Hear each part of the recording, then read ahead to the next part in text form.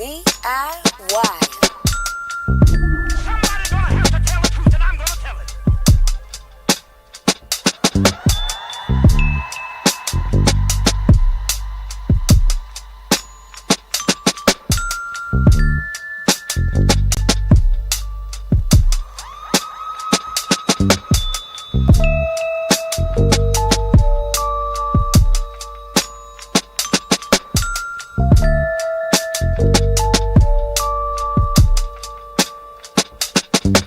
DIYers,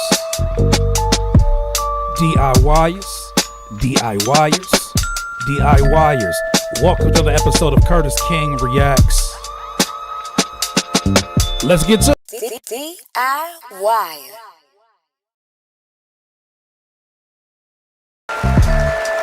what's good, DIYers. Welcome, welcome, welcome, welcome, welcome. So in the episode of Curtis King Reacts, I am your host, Curtis King. Hope you've been having a good week. I hope you've been having a good week and such. So today we're reacting to a few different stories, possibly reacting to an album. I'm gonna let that vote be up to y'all what we should react to. But all in all, it's good to see y'all in here. Shout out to Dime a Dozen one time. My God, Dime a Dozen one time. Pretty Mimi, what's good? Inglewood 17, I got Fame, Judy S. Man, I gotta thank, I gotta take a second. Let me take a second to thank Dime a Dozen. Dime a Dozen peeled me off of these reactions for that Cypher verse. And it's definitely something I needed. I needed that reminder to shake up and come back and try to find a balance between all of this. But nonetheless, we clocked in to do some reactions because today I'm working with my guy Nabian to make some music. Thank you, bro. Thank you. Thank you. Excuse the rust. Excuse the rust. Don't know if you notice it, but excuse the rust. There is no manual for this. There is no blueprint for this. But yet we find our way. Pretty Mimi was good. Wrap it up, G. Bama Beauty was good with you early. Was good. Thelma Jordan, how you doing? Ari, what's the deal? No one will notice. And nobody will know about that freaky ass line that you had me fix, huh? I mean, it wasn't meant to be freaky, but you called it out, and then all of a sudden it was like, yeah, you know what? Wisdom does prevail. It wasn't freaky like that. It was just something that was like, it was weird. Only the chat knows, but that's just dope about us doing this here. Sometimes I feel like I'm the only person with a job. You know you're not. It's just that people being bad. I was being bad, you was being good. All this time I had a destiny to play the side I should have been through. Look at me now, shriveling like a sacrifice off in the down. I'm live with Curtis King. Kiss the ring. That is a Bruiser Wolf type bar though. Shout out to Bruiser Wolf. I'm live with Curtis King. Kiss the ring. That is absolutely one of my favorite writers. He just does it so easy. He does it so easily. He makes you think that you can do it. This man said, hold on. Let me pull this up. Okay, so just to let you know, we're switching formats. We're going to test something out. It was brought to my attention by my MCN partners that there may be a better way to go about kind of getting these podcasts and these episodes and this content. Because if you don't know by now, we do these live streams to, one, stay connected with the community, but then also, two, it helps me kind of batch content, and then I'll just chop it up and then put it out there as we go. It allows me time to also work on music in the meantime and all that good stuff. But, the algorithm is always changing on YouTube where we do the majority of our content. I know some of you are listening via the podcast platforms, but nonetheless, man, I want to keep this live stream up. I know some of y'all will watch these streams and you want to watch the full 2-hour, 3-hour stream. Okay, cool. So then that means that instead of using that full live stream as an incentive for you to join the Patreon, you can just join the damn Patreon if you want. And we'll go from there. Screw dropped some heat. I know he did. He sent me a text this morning, and it pains me that we won't be reacting. It pains me that we won't be reacting. I told him to. Is they live? Yeah, we live. We live. We live, Miss Hummus. It pains me that we will not be reacting. As you know, we on a Canadian light bright strike, and he's blacked out over here. He is blacked out over here. So I'm not letting all of this great music. Yeah, he definitely cooked. I'm not letting all this great music pass. But ain't no way that I could sit there and talk about his video and not talk about that guy that it irritates the shit out of me to talk about. I don't want to talk about him. That person, of course, being Drake. I don't want to talk about him. I don't want to talk about him. However, something I do want to talk about. So here's how we got to do it. I got 3 stories for you. I've been meaning to cover this, even though I'm a little bit late on it. But damn it, it's the most bizarre beef that I've ever seen in rap and whatever, and just in culture in general. It's bizarre and it has a hilarious ass ending. Cameron versus Omar Gooden. Yes, that Omar Gooden, the one that many of us have known growing up from Wild and Crazy Kids to obviously his standout role in Baby Boy and so many different acting opportunities. Smart guy. He's a rapper. I didn't know he was a rapper. I wasn't familiar. He got a new song out now with Glasses Malone where he's in a back and forth. He's been in a back and forth with Cameron. And the way it ended, I have never seen anything like this before in my life. Cameron is diabolical. Cameron is quite diabolical. Excuse me. No, not Omar Gooden Jr. I'm sorry. Not Junior. I don't want no disses. I think I'm past my diss protocol this year. Omar Gooden, I'm sorry, not Junior. That's the shit that caused the problem. All right, I'm gonna stop. Let me shut up. My bad. Thank you for reminding me. Don't need this nigga coming after me. Not Omar Gooden Jr. No. It's Omar Gooden. Get the Junior out of his name. This is what started all this shit. This is what started all of this. Was calling that man Junior. Because it's Cuba Gooden Jr. But he like, I'm not a Junior. This is what started all of it. It just dawned on me. Oh my gosh. Yeah, I gotta leave that one alone. All right, let's do it. Let's do a quick vote right now. Let's do a quick vote. I don't need no other issues. I'm past my dissing quota. I did diss way too many people this year. I'm not proud of that. I responded mostly. I responded to all of them. I didn't go initiate nothing. Just talking shit. You know what? He started justifying. You know what? I didn't do nothing. Take accountability. I ain't doing nothing. All right. What album? So we're gonna react to a new album. What album should we react to on this stream? The high pitch justification. You know, the higher the pitch, the more you know you don't believe that shit. Earl Sweatshirt or Ghostface Killah. Which one y'all want? What album should we react to on this stream? I'm gonna let y'all vote. I'm gonna let y'all vote. I'm gonna keep it Offset.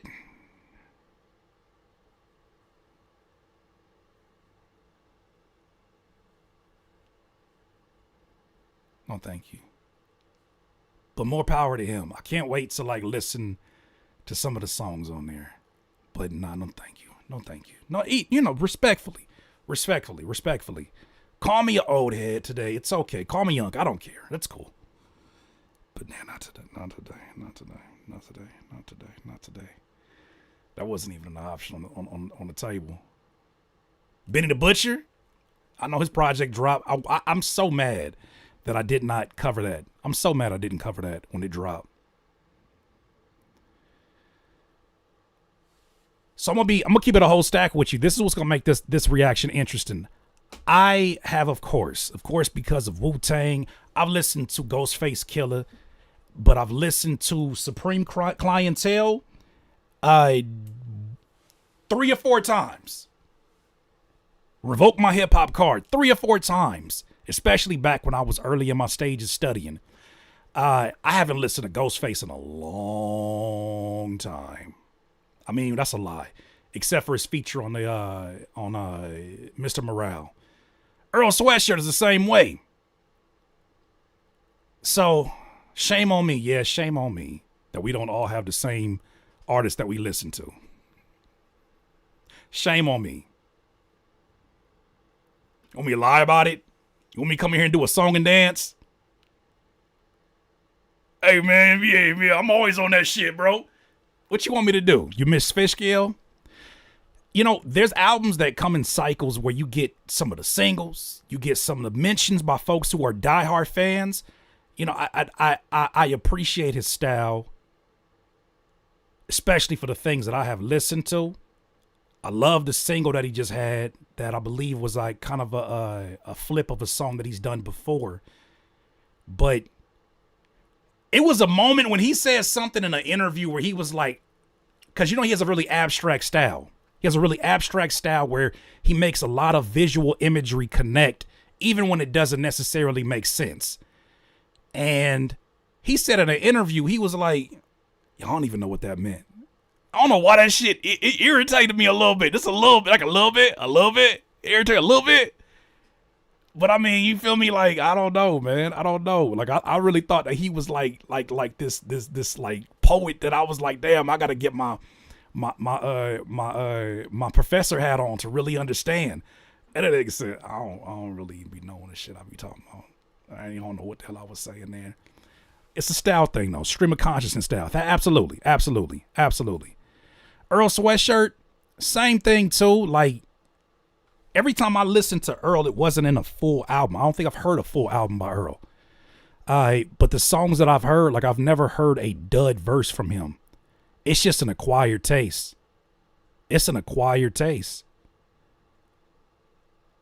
So, either way, I'm a fan of both of these dudes in terms of their craft. I know that they're writing at a high level. But I'm not here to shit on nobody projects or nothing. I just want to listen. Like any other artist. I want to just listen. I want to tune into what? You don't listen to full album? Earl raps. I know Earl raps, but you know what's crazy? You don't have to listen to a full album to know he rap. I'm stingy with my listening. Can we keep it a whole stack? I'm very stingy with my listening time. Like, I am I salute and tip my hat to like the Justin Hunts of the world and the Rob Markmans. Two things have made this a bit of a challenge for me at times. Like, I'm somebody that samples a lot of albums, but the artist that I'm a fan of, I consume the album over and over and over and over and over and over and over and over and over. If I'm working on my own music, it's going to sound so self-centered. I'm listening to my own music. If I'm looking for collaborators, I'm listening to those collaborators. My wife will tell you right now, I am so stingy with my J Dilla Pandora playlist. I got a Pandora playlist that has been playing for like I've been very stingy with music. And so I'm like opening myself back up the way I was in my 20s and a little bit in my 30s. But as an artist, I get so selfish. I've been so selfish, admittedly. There's been certain cultural moments that I've made sure that I was front and center for, right? Certain drops that I'm like, I gotta listen. But as the rapper in you, yeah, there's a part of me that's like, I wonder if directors who, you know, they're obviously students of the game, so you don't make any excuses for this. I wonder if they stop themselves from watching some of their influences so they're not as influenced in their new work. You know what I mean? Like, you don't want to write too close to your source. You want to be, so I'm just saying to be transparent, because some of y'all be surprised about like, Curtis, you ain't on that? You didn't know about that? No, I don't know about every fucking thing that ever happened. My brain be like, dog, it's been so much great music. I'm just grateful that it is inspiring me to be intentional to listen. Like I'll be with you. This is the most focused that I've been in listening, because I'm just like any other listener. I enjoy the process. I definitely am dissecting the lyrics, but it's so hard for me to turn off my student brain when I'm listening to rappers. It's so hard. Unless it's a rapper that just has a completely different style, my brain starts dissecting lines like a director dissects scenes. Okay, over the shoulder, wide angle, close up, macro, okay, panning, I just want to make sure I'm transparent with you, because there's certain things that's like, man, I revoked your hip hop card. It's like, no, I experienced it because I want to study it. You got to study the greats. That's how you learn the structure. There's no school for this.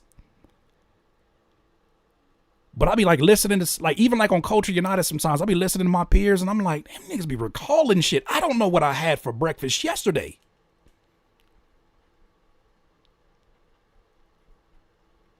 I mean, what I eat this morning? They be like, yeah, that's like a second album when he da-da-da-da-da-da. Now there's certain memories I got, but damn it, I'll be like, that's when I really feel like my age is kicking in the conversation. I'm like, how the fuck you remember that? Oh, that did happen, didn't it? I'm trying. Don't mind me. All right, so it's looking overwhelmingly like Ghostface. All right, I'm looking forward to this. Screw dropped a Drake response. I know, but we on a Drake blackout here, right? We are on a blackout. I'm not covering anything that's slightly related. How do I talk about that video without talking about the people how do I talk about that video without talking about somebody I don't want to talk about? It's time to pivot. Now, he had to do what he had to do because he's directly related to an ongoing case. And I told him this morning, I said, man, you did your thing. You killed that, but I'm not touching that.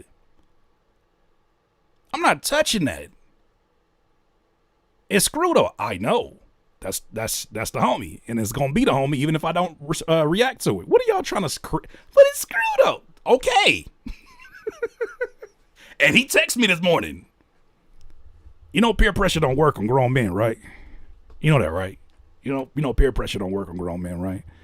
Maybe you don't. I don't know.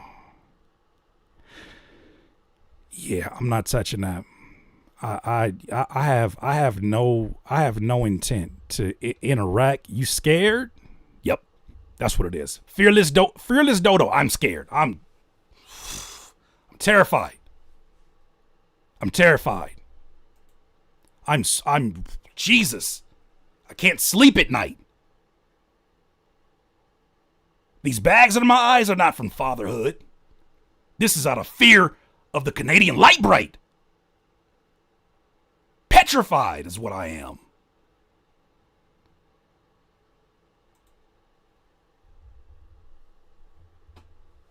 I'm starting to think some of y'all that dislike him really like him. Because that's all you want to talk about. Anything that's, I don't want to talk about him. Nope. Maybe that's not the stream for you today. All right, so we doing the Ghostface album. Let me go ahead and pull that up then. I'm starting to think some of y'all niggas like secretly like him. It's like back in kindergarten. It's like back in kindergarten. It's always the boy that bullied the girl because she secretly like her. Why y'all? You want to talk about this nigga still? As a content creator, I get it. As a consumer, you still want? You like that nigga, bro? Y'all niggas like that nigga, bro. Shout out to it's a Bruiser Wolf. This is probably one of the coldest lines I didn't heard from Bruiser Wolf. I had to retweet this. This nigga Bruiser Wolf said, "The co-defendant in tears. They turn into babies, I swear. They gonna be talking in 9 months and walking in a year." Somebody gonna have to tell the truth, and I'm gonna tell it. What did you say? The co-defendant in tears. They turn into babies, I swear. They gonna be talking in 9 months and walking in a year. And you want me to read through legal papers? There are human beings out here writing like this right now. You want me to go through legal papers? You want to read through briefs? Nah, y'all freaky. You want to read through briefs. Y'all freaky. That's freaky. I don't want to touch that. I got nothing to do with that.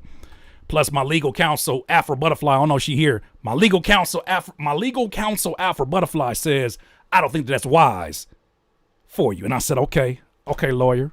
Okay, attorney. Thank Danny Brown for convincing Bruiser to commit to that style and flow. I'm so glad he did. And Danny Brown got one of my favorite voices too. The only thing you need to know, hit the floor. We said, what do you like? He said, only thing you gotta know, my D hit the ground when I'm sitting on the floor. Or something like that. He got one of the most unique flows. Folks trying to get Curtis some paperwork. Ain't none of y'all finna go pay no lawyer fees. They suing. Not only are they suing, but there's content creators out here who will probably sue too, who's starving. They're starving for content. That blue magic is starting to get dry on the streets. They not as creative as my dog Deleted. Somebody gonna have to tell the truth, and I'm gonna tell it. They don't know how to edit videos. They don't know how to talk about anything but beef and black faces. They don't know what to do. They starving. They'd do anything for a cheeseburger. Anything for a cheeseburger. The cheeseburger is content. Them niggas would do anything for a cheeseburger right about now. Please diss me. Please mention me. Please make a breakdown. Please talk about me. Anything for a cheeseburger. They dried up. Somebody gonna have to tell the truth, and I'm gonna tell it. That's the worst part. That's the worst part. It's like, you know what this is, villain? You know what this is? It's like the scene in the 5 Heartbeats when they went from being mad at the character. They went from being mad at the David Ruffin character to feeling bad for him. He was like, I still got it. But sometimes I wish that raindrops would fall. And they just looked at him and they was like, Robert Townsend said, I don't want no parts of that, brother. I don't want no parts of that, brother. Nights like this, I wish I could fall. Come on, give me a hug. We at that stage of this. I'm not giving out no cheeseburgers. I'm not accepting any favors for no cheeseburgers.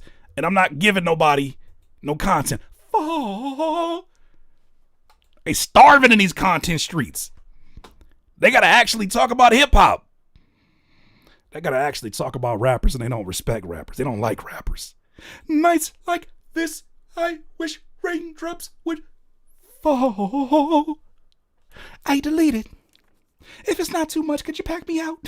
Hey, yo, pause. I deleted. What's your content schedule looking like this week? I don't want no parts of that. They can have it. We're not talking about that over here. And they so confused. How do you not talk about that? There's more stories to talk about. Not Eddie Kane. Ayo, myself. Weak ass. All right, I'm done. What's your... I'm done. This is hilarious. This shit hilarious. Okay, should we get to this? Because today gonna be funny. Obviously, we reacting to this Ghostface Killah. Then let's do that then. Make sure you hit that like button for your friend before we get started. Hey, yo, DIYer, if you're enjoying this content, please don't forget to hit the like button. It helps this video and this channel get discovered by new people. I appreciate you. Now back to the video. All right, cool. So, I don't think I announced the other stories, but we'll get into it. So, we got, shout out to my dog, Villa, man. It's a real one. That is a real one, man. I done talked to him on the phone on many occasions. That's my dog. For real, for real. So we got Cameron versus Omar Gooden, not Junior. We got this amazing thread by that boy Vic on Twitter, who I've been following for some time. He's an artist, but he's also really, really great with his words in terms of the content he creates. And he did a piece called Conscious Rap Don't Sell. And I want to break it down, but then also to give some commentary to it. And then Scarface. I have a feeling one of these days I'm gonna run across Scarface, or we gonna one of these days maybe I'll do content, maybe I'll interview him. But he's been echoing a lot of the things that this channel has stood for in terms of music streaming and how much it sucks, and why that is part of the reason why he's not putting out new music. Interesting times. And then of course we're gonna go ahead and listen to the Ghostface Killah album, Supreme Clientele 2. I've been avoiding these projects because I knew it was going to happen. One of y'all was going to pick one of these. All right, bet. So let's get into it. Boy, oh boy, how the hell we kind of find ourselves here? Make sure I didn't miss anything in the chat.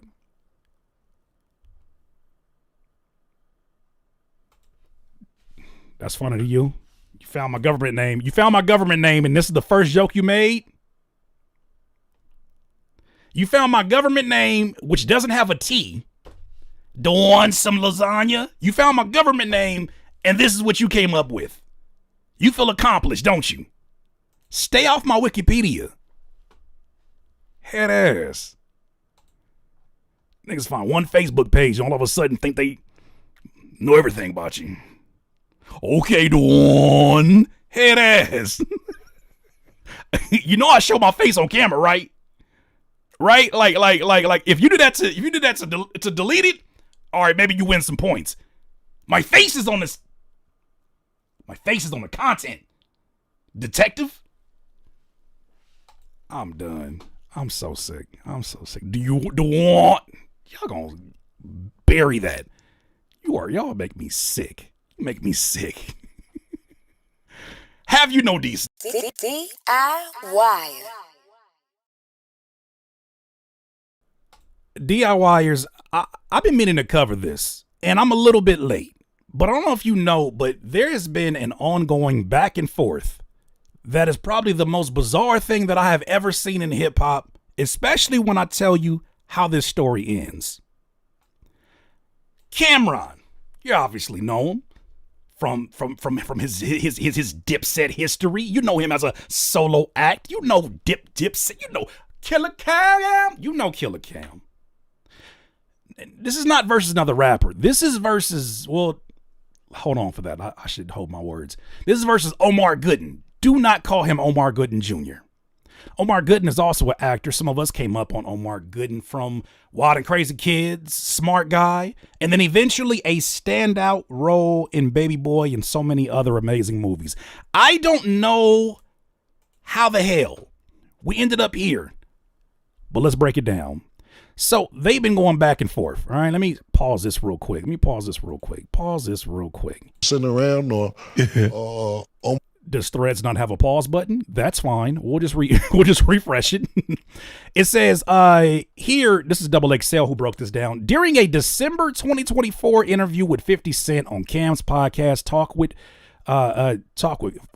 Flea. Talk with me? No, Talk with Flea.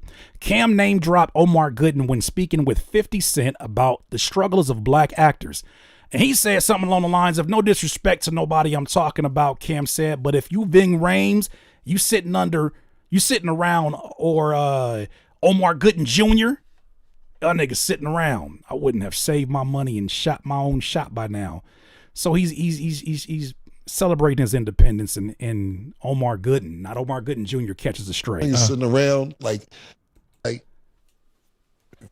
when you cast it, like, no disrespect to nobody I'm talking about, when like Vin Rhames, you sitting around, or Omar Gooden Jr., y'all niggas sitting around, like, y'all niggas like, I would have saved my money and shot my own shit by now, but the black actor has to sit around for 50 Cent or somebody in your lane to come pick them up to actually do them, to put them in something. So, like, with all due respect, with all due respect to Omar Gooden, especially, let's focus on Ving Rhames. Ving Rhames has such a broad range in terms of he's able to do on stage live shows as an actor.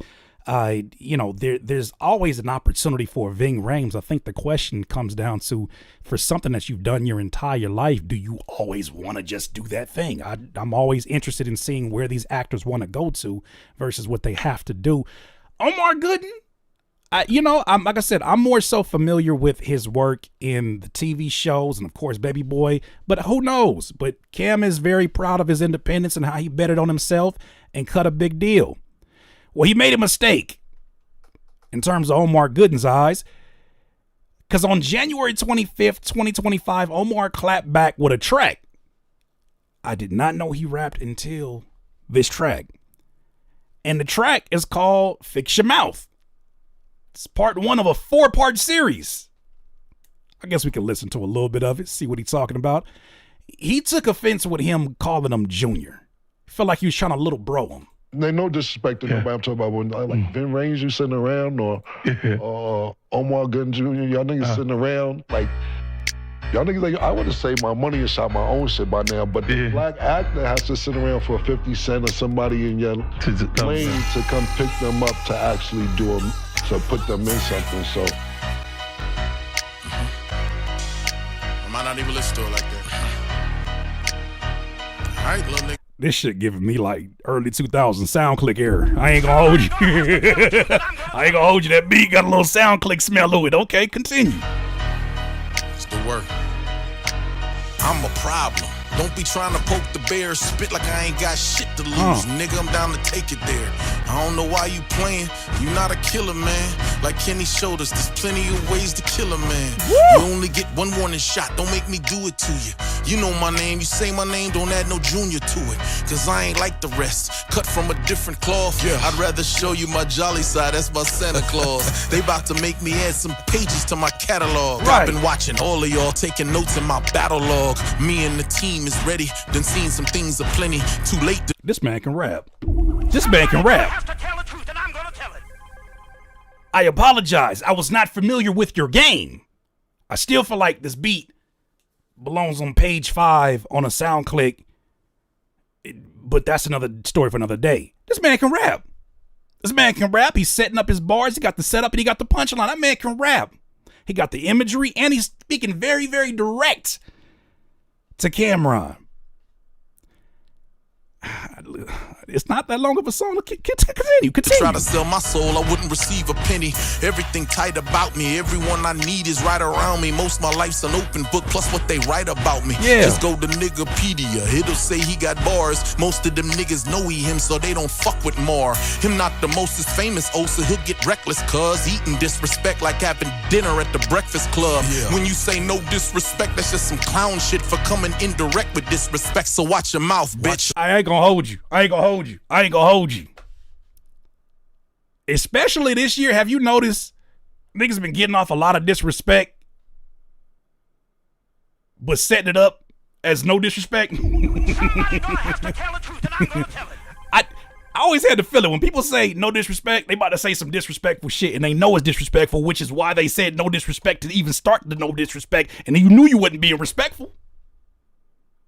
I don't know what I just said, but the part that exactly passive aggressive, I ain't gonna hold you.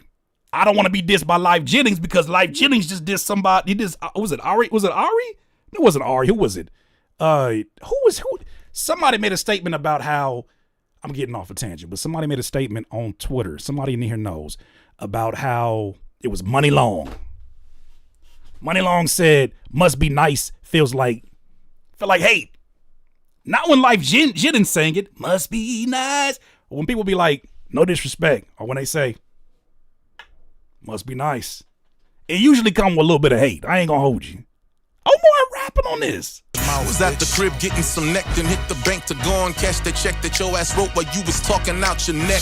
Don't take no shots, cause I don't catch strays, I let them off. If this shit got you feeling froggish, hop and set it off. Height, let off the gas and hit cruise. He probably didn't mean it like he said it, but he said it, so fuck that dude. I know them sneaky freaks and how they think. They like the boo-boo and don't think it's stinking, and they favorite color's pink, but probably call it salmon. No disrespect, but second thought, okay, a little disrespect. Look.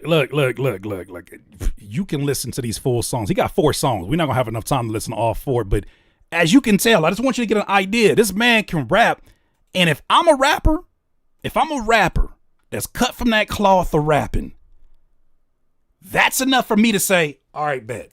Okay, bet. You have challenged me to a duel of lyrical proportions. Say less. I'm gonna start by making sure my beat better than this one. So he responded, and obviously he had some very direct lines. What did Cameron do? Did Cameron start rapping back? Nah, the following day, Cameron brushed it off. He brushed off the beef by responding in the comment. Let me make sure this is centered. He responded in the comment section of the Instagram post, which had this diss song by Omar Gooden. He said, "LOL, my bad, bro. I don't want no smoke." Obviously being sarcastic, but kind of, you would think it would stop there. Like, hey man, I just said something, man. Hey, let's just dead this. Yeah, not quite. Oh boy, it gets worse. On January 29th, Omar spun the block on the song Fix Your Mouth Part 2. Hit him with a Meet the Grams and a Not Like Us, where he continued to take aim at the Diplomat's founder. R.I.P. to the old you. You sold your soul for a brand new grill, and it shows too. Talk about that man veneers. We missed the you with the gap tooth, the lisp, and the chinchillas. He was a killer. But what the F is this? Nah, you gonna stop talking about me like that. At some point, I'm getting in that booth. You gonna stop talking about me like that. Let me hear what this one sound like. Rested, well-oiled machine, pause.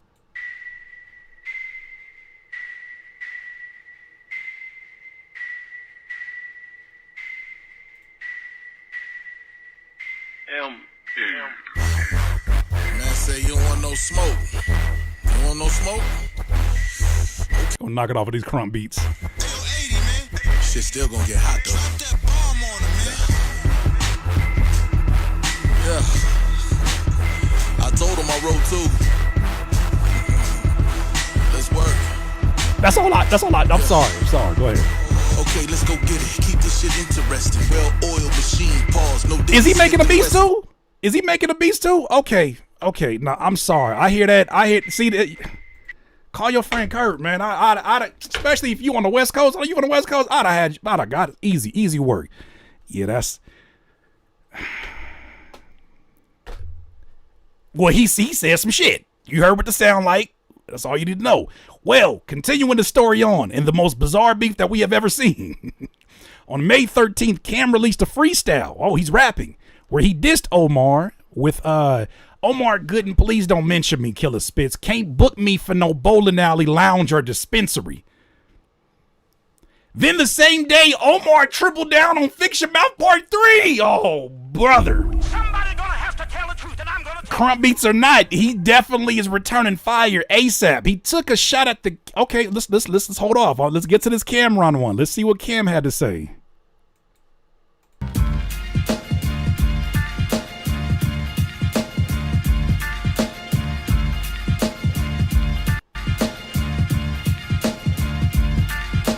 Kicks you can't pronounce, but the shoestrings is velvet. When I spit these bars, most people done felt it. Jello Ball say he could fuck with me, let him tell it. Man, got a better chance starting on the Celtics, nigga. Fuck school, it ain't had many humanities. And I ain't like science, but with math I had some chemistry. Okay. Oh my good, and I'm begging, please don't mention me. Can't book me for no bowling alley, lounge or dispensary. Okay, it sound better when you rapping, okay. Do what I wanna do. Corporate America said, nah, we honor you. After CNN, Coach Prime said, what's wrong with you? What's wrong with you? You bugging, Cam, that might have been the wrong move. Pink horsepower made a mill that week, strong move. And I can't lie, old Harlem's who I belong to. Play at me, okay at me. Goons up in your mama room. While I'm on the boat beach alone, eating lawn and dunes. Ain't playing with a full deck, but I got a full clip. Don't let the podcast fool you, neither. I'm still... Look. All right, Cam. Okay, Cam. Hey, Cam say I do this. In the middle of me clocking into to not my job, because I own this, I could give you a couple bars. Are we playing that? Cousin Moni, you know what he did? You know what Omar Gooden did? He said, shut that shit down. I'm back again with another song. I pray. It is funny because I seen these pop up and I just didn't listen to them because I was like, I'm going to do a story on this.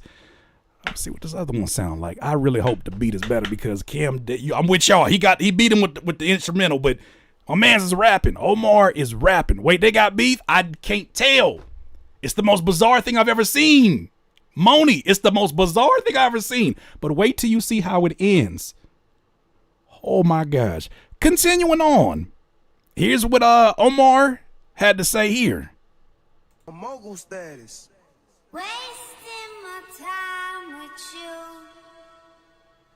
but I like it too. Shit. Okay.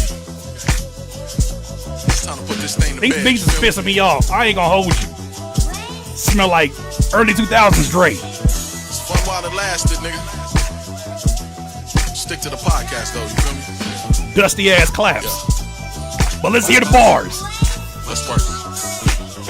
Any of these niggas niggas that want it, no problem, let's get it. I've been a problem since I used to spit in them opening credits. Sharper than them barber edges to be lining you up. Hard to fade, just don't say my name and get to riling me up.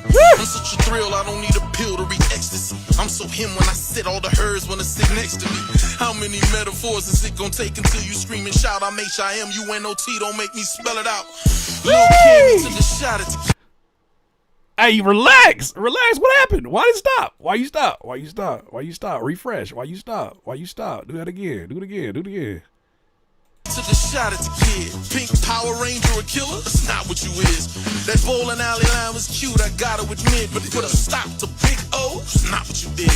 Piss me off? Maybe. I laughed it off, baby. Now turn this TV off before these gloves come off crazy. He's taking dick pills on podcasts, my reruns on Comcast. I made him fix his mouth after he fixed his mouth at long last. Got his people, man, like, get him, man, hop in the booth. You ain't gotta change your grill back, just take out one tooth. That joint right in the middle, then get to right in the little. That shit had you feeling like Jackson or Michael Little. But then again, hey, my man can rap. Just keep ignoring them. Don't trip, only real niggas count this as a loss. And tell the truth, only thing faker than your teeth are all them fake receipts about what you was paying me. You had to Somebody gonna have to tell Hey, it. man. I'm gonna tell it. For the love of hip hop and competition, we got a battle, or so it seemed. But then for some reason, things started to result to, for lack of a better term, the internet. The internet always finds a way into the conversation. It makes me wonder if Cameron was like, oh, this nigga's serious. You know how, like, you think you about to just do some shit on your lunch break, but it's not an activity you can do for your entire lunch break? I'll give him a few bars to get back to the show. No, he's sputting the block. Hey, what Cameron do? On August 5th, Cameron put the beef back on the broiler. It's a weird choice of words. By posting a photo of Omar when he was a host on Nickelodeon's show Wild and Crazy Kids. That's not a comeback. We all knew he was on Wild and Crazy Kids. Along with the caption, Omar good and it's you? I'm back in America. I got 3 weeks before it is what it is. Start back up. You still want to play? You a Nickelodeon kid. Be careful, nigga. I mean, his IMDb say all that too, Cam. Somebody gonna have to tell the truth, and I'm gonna tell it. I don't know, man. I don't know. I maybe he seen it and was like, nah, this nigga really can rap. Like, I really wasn't. I didn't know I signed up for this. I didn't know I signed up for this. I don't know. Well, Omar Gooden refused to back down. In response to that posted Instagram post, the same day, the actor warned Cam against taking things further. Here's what he said in the video. In the pool. Not it. No, sir. That's not it. That's not it. That's gonna backfire on you. If you want it, get in the booth. It's that simple. I've already been in there. You want to hear him again? That's that. They're right there. They're right there. You talking to somebody that's like, oh, you want to say I got time? Let me show you how much time I got. You want to say that I ain't getting no acting roles and I'm just sitting on the sideline? Cool. That mean I got a whole lot of time for you then. That's the energy I get. That man is enjoying enjoying a good pool day with the family. And you know what Cameron did? He responds back in video. It says on August 12th, Cam addressed the entire drama in a post on Instagram. In the clip, he claimed this is where it gets bizarre, recently trolled Omar by booking him for a fake movie. Somebody gonna have to tell the truth, and I'm gonna tell it. What did you say? What did you say? And Omar flew out to Miami and shot scenes for the fake film that is never coming out. No, you didn't. No, the hell you didn't. I said, please don't mention me with no Omar. So a lot of people was like, yo, Cam, what's going on with you and Omar Gunn Jr.? Here's what happened. Casting, like, they no disrespect to nobody. I'm talking about when, like, Vin Ranger sitting around or Omar Gunn Jr., y'all niggas sitting around, like. So that's what happened. I called him Omar Gunn Jr., and he's like, that you calling me out my name. Cuba's the junior. How am I gonna be the junior? And he made 3 diss records. They wasn't that bad. They was actually pretty good, to be honest with you. But I was like, damn, this nigga's bugging.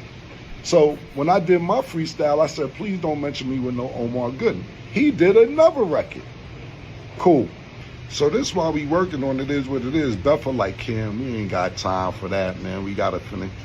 I said, Buffer's right. But I'm on vacation. So I threw up a post the other day like, yo, you a Nickelodeon kid. Stop playing with grown folks. So what do? He do another diss record. So you know me, I got a new way to play with niggas. Pause. Super pause. I'm gonna start booking niggas. Cause y'all broke. A lot of niggas is broke. I booked that nigga for $7,500 to do a movie for 3 weeks. He said I didn't. So you know what I did? I booked a nigga to do a movie that's never coming out. Like 3 weeks ago. Yeah, Omar. That movie you flew to Miami for, it ain't no movie coming out. I booked you. You did what? I was sitting there laughing at you. And you know what? Now you're coming on Revolt tonight. Because you signed the paperwork saying I could do whatever with the footage. You thought them niggas was real movie producers? They are real movie producers. But them was my niggas. You was in a room full of niggas that was my niggas. Check it out, y'all. Look at this. Whole staff. This is the whole staff from when I was shooting. Oh, look, he signed the paperwork. Hold on, let me get in here. He's signing the paperwork. This is meaning I can do whatever I want with this footage I want to do. Sign that paperwork right. This is it. He's gonna do better than Baby Boy. Oh my God. You're reading for nothing, stupid. Put your fucking titties back in, nigga. What the fuck you doing with your titties out, nigga? What the fuck is wrong with you, man? What are we doing in 2025? What is going on? What did you do? Oh, look, he's brushing his hair. Look, hold on, let me get back. Oh, hold on, let me get back in. Get them waves right, nigga. Get the curls. That man just wanted to rap. How do we get here, Cam? Look at, I got this nigga doing push-ups. Get your ass on the floor and do push-ups, nigga. Nigga really think he in a movie. Not the push-ups, nigga. Not the frog meme. Yes. Look at him. And that's just behind the scenes. So tonight at 10 p.m. on Revolt is going to be streaming tomorrow. Look at Omar Gunn playing in a movie that's never coming out. Mind you, they all speaking Spanish the whole time. He don't even speak Spanish. They talking about the nigga in Spanish while the movie's going on. So the dialogue is all Spanish and he don't know Spanish. They was talking about you, stupid. Now keep doing another record. I'm going to book you for my goddaughter baby shower. Her shit is in October. And we'll book you to do all the diss records. I'll pay you for that too, because what I'm gonna start doing is paying niggas just to laugh at them. It cost me $3,500 to do everything, to book you, their hotel, your flight, all that shit. It cost me $12,000, $13,000 to go to the NBA game. He paid him $3,500. You stupid. Now keep doing another record. I'm gonna book you for my goddaughter baby shower. Her shit is in October. And we'll book you to do all the diss records. I'll pay you for that too, because what I'm gonna start doing is paying niggas just to laugh at them. It cost me $3,500 to do everything, to book you, their hotel, your flight, all that shit. It cost me $12,000, $13,000 to go to the NBA game. I'd just rather laugh at you for $3,500. Be careful. This is my new shit. It's called Book My Ops. So a lot of people book my ops. Yeah, ladies and gentlemen, we are at unprecedented levels. I don't know how to feel about this. My initial reaction at 40 is, why are we here? Why are we here? The man rap, and he rapped to a rapper.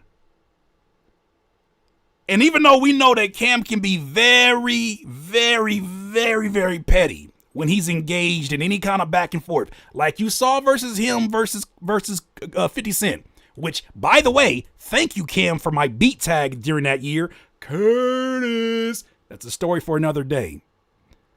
This is by far, you know, in a string of very unusual beefs, conflicts, rap battles over the last year, this is right up there with him. This got to be the most bizarre one. So if you didn't catch it, he said, instead of returning a record to you, I don't have time for that. I'm going to book you, just to show you how much money I got. I'm going to book you for a movie, a fictional movie that you will have to sign over an NDA and sign over all of your rights to, and then I'm going to premiere it just to humiliate you. I don't know, man. But that's the first time I've ever seen that. Paid that man. Well, I'm sure he had something to say. It says the same day Omar issued a response, he confirmed Cam's story and was amused by the stunt. However, he warned that he was about to go in on Cam on the music tip. It's clear you're not a rapper no more. You decided to give up rap and just crack jokes. Well, I'll be damned. What do you have to say? I have to apologize. Top of the morning. Hey, I have to.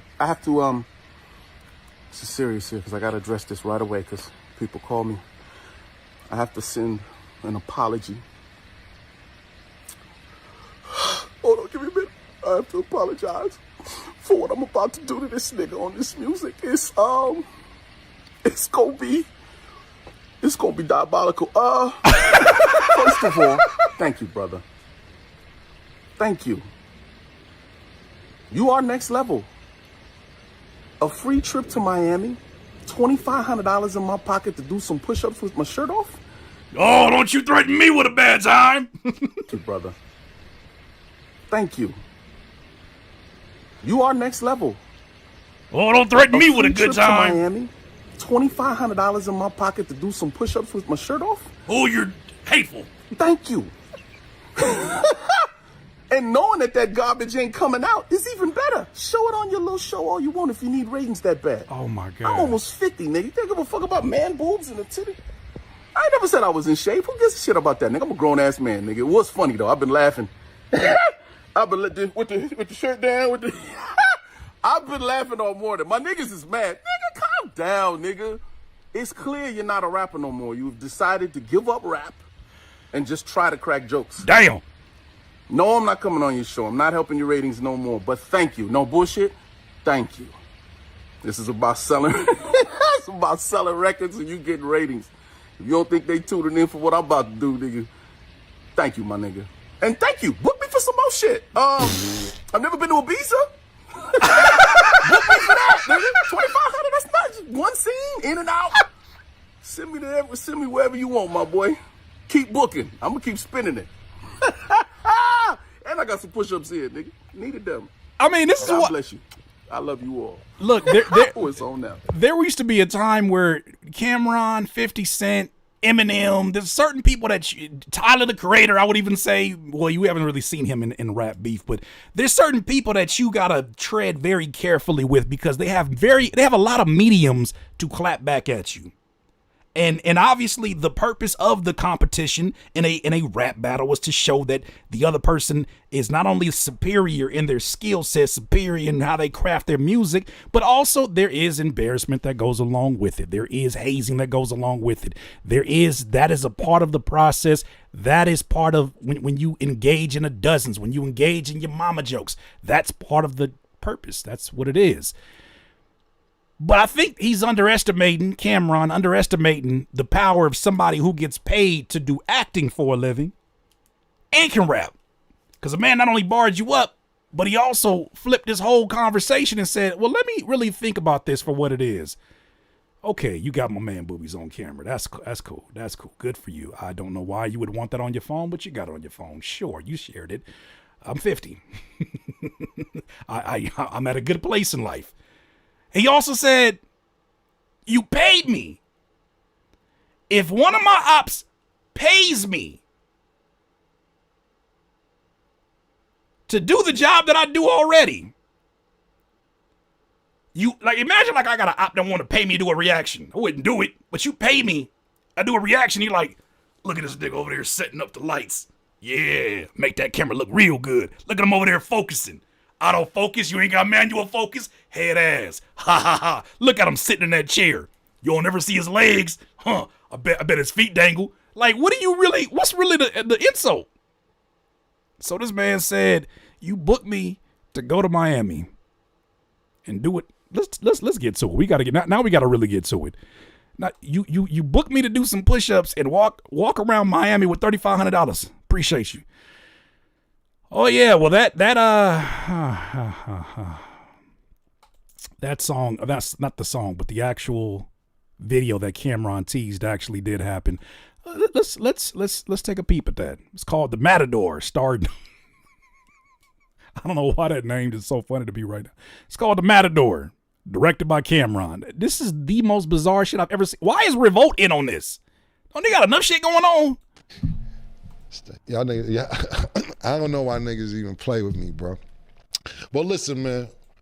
With no further ado, that nigga said further. I'm going to introduce you to a scene Omar Gooden Jr. Did, produced by my man Triangelo, which he did. One more time, that nigga said fervor. With no further ado. Oh, shit. I'm going to introduce you to a scene Omar Gooden Jr.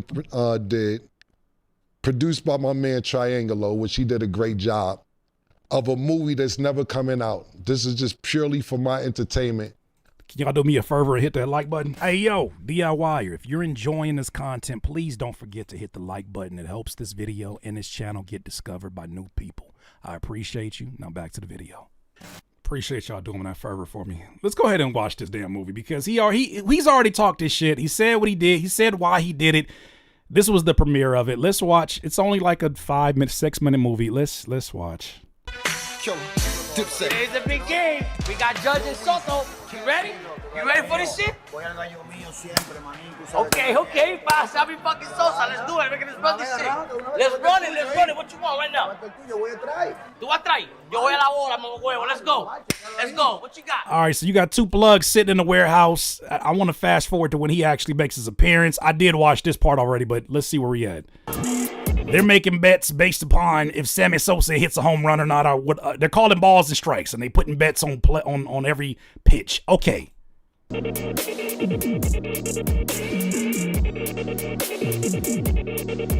know what this made me think? Did Cameron also pay for the entire shoot? Because you got to get location. You got to pay the director for his time to be in on this joke. You got to pay the extra actors. Yeah, my money ain't that long to be this committed. I'll be back in that booth rapping. Again. My money is not that long to be this committed. This post-production, yeah, color correcting. I just thought about that. You paid more than $3,500, Mr. Cameron. What the fuck?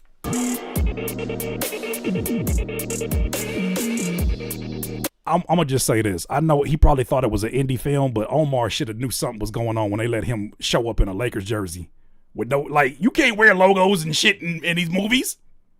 You can't wear logos and shit in these movies. That should have been a tell. I can just pull up in whatever. Okay, like that should have been a telltale sign. Something sneaky here.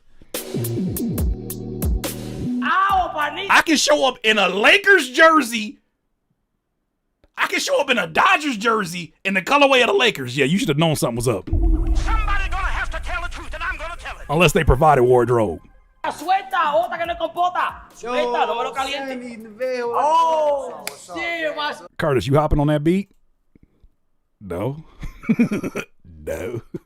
Come on, boy. Stupid. Hey, this my main man Omar right here, man. Nah, no security, man. Nah. Damn, that boy ate like 45 burgers in an hour. Man, this my dog right God damn. They throwing insults at the man in Spanish and okay. You sure he ain't no security? Yeah, come on. Let's talk business. Nah, we doing a little petty right now. Hold on. Let's really run this down now. Continue, but he had to pay somebody for the audio too. You right as hell. Somebody got paid for this audio. This is crazy. Chill. What you want right now, papi? What you want right now? Let's do a baddie right now. What you want? You want a strike or you want a ball? You want a strike or you want a ball? Check this out, man. Well, let's do it. Let's go. Suelta. Bota que no hay compota. You want to run it back? Saca el billete mío. Let's go. Which one do you want to get a ball? You want to get a strike? This a whole movie scene with a script. Let's go. All right, fast forward. They start talking shit about him in Spanish, and they basically say, all right, we challenge you to a bet. You want to get in on this? Come on. We gonna do business or what? What's wrong with this effing D head? Okay. No, pero si no, eso le pasa por la grasa esta. Papi, chill. Listen. Hey, listen. They rented props? Yeah, you right as hell. The longer this goes, the more it loses its steam. This should have been an Instagram reel. The more they talk about it, the more it gets annoying. This should have been a YouTube short film, like shorter, like 3 minutes. My city right now. You understand what I'm saying? Why don't you bet with us? Have some fun. Come on, I know you got some money in your pocket. You don't like baseball? You ain't come to bet, though. Nephew, chill, nephew. You know how we get down, nephew. You said Tubi movie. Let's relax. Let's relax. You know, I'm a Tubi connoisseur. They got a certain look to them. This ain't really a Tubi. You know what I mean? He put some money into this. I'm telling you, some extra money. You know how we get down. What's up? All right, fuck it. I bet. Let's go. You want to bet? Let's do it.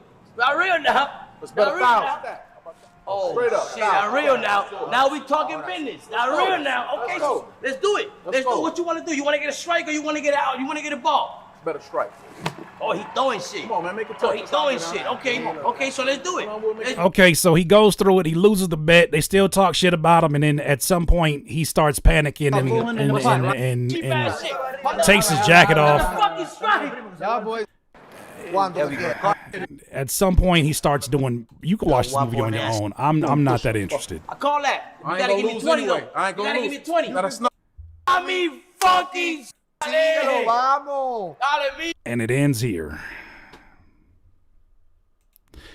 After revisiting this with y'all, I feel entirely different about it. At first, I was like, oh, Kim, you are diabolical. Look at you. Watching this now, I'm just like, it's so excessive, it feels insecure. Dare I say it? I'm a nobody. I'm nobody. I'm just somebody who's observing. The more excessive it is, the more insecure it is. He just said, can we talk? I didn't catch that. Pretty Mimi, he said he called him. Wait a minute. One of the guys called him a greasy nigga? Oh, yeah, this is losing all kind of steam. Oh, boy, oh, boy, oh, boy, oh, boy. It reminds me of the video that I made earlier this year where I talked about how disappointing the OGs have become. But I gotta salute Omar Gooden for the way that he has handled this. I almost called you Omar Gooden Jr. I apologize. And even in the credits, they called him starring Omar. Please look at this. Please look at this. Do me a favor. Don't insult me with typos. It should say Matador, staring, Omar Gooden Jr., directed by Cameron. He ain't even capitalized the Ron and Camp. Somebody gonna have to tell the truth, and I'm gonna tell it. Don't you insult me with misspellings and think I'm not gonna laugh at you. I digress. Omar Gooden caps this off with one more song in the series of the Fix Your Mouth series. This one is...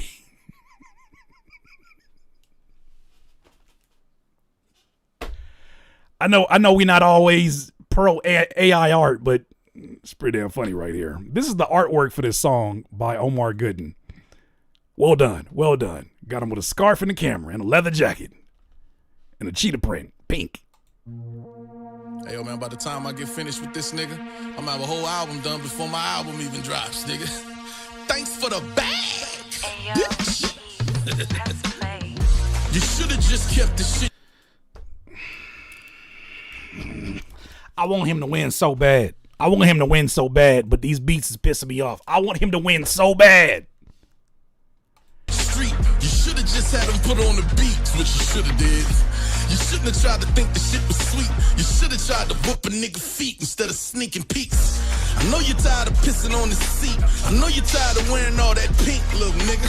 You should've just sat back and let him cook. Now you gotta sit back and watch him eat. Let's go to work. I know you got all your sponsors calling you. Your lawyers saying, take that shit down, Cam. What's wrong with you? How you put a camera on yourself watching another grown man dress himself? What's wrong with you? And now you trying to settle out of court. Nah, nigga, you should have kept. Y'all saying help him. You act like I know everybody. This video probably get on his radar. Omar Gooden. No disrespect if you are producing these beats. I think that is showing how much skill you have all the way around. You are an actor, an amazing actor with tenure. and you're also an amazing rapper and a producer. Respectfully, these beats is pissing me off. And I tell him, hey man, love your work. Your beats piss me off, but love your work. Love your work. I don't know how that's gonna go. This shit short's what you shoulda did. Now I'm taking all them pink furs. You should take back all them strap-ons you made for him and give them to her. Yeah. I see them dick pills you pushing really work. They make you pause the cam when a man is taking off his shirt. I know them fix your mouth bars really hurt. Better pay them back taxes, nigga. Them bars really hurt. Yeah. I heard you got a lot of dick pill stock. In fact, you take down them Diddy cams, I'll hop on the Norder track. That's right.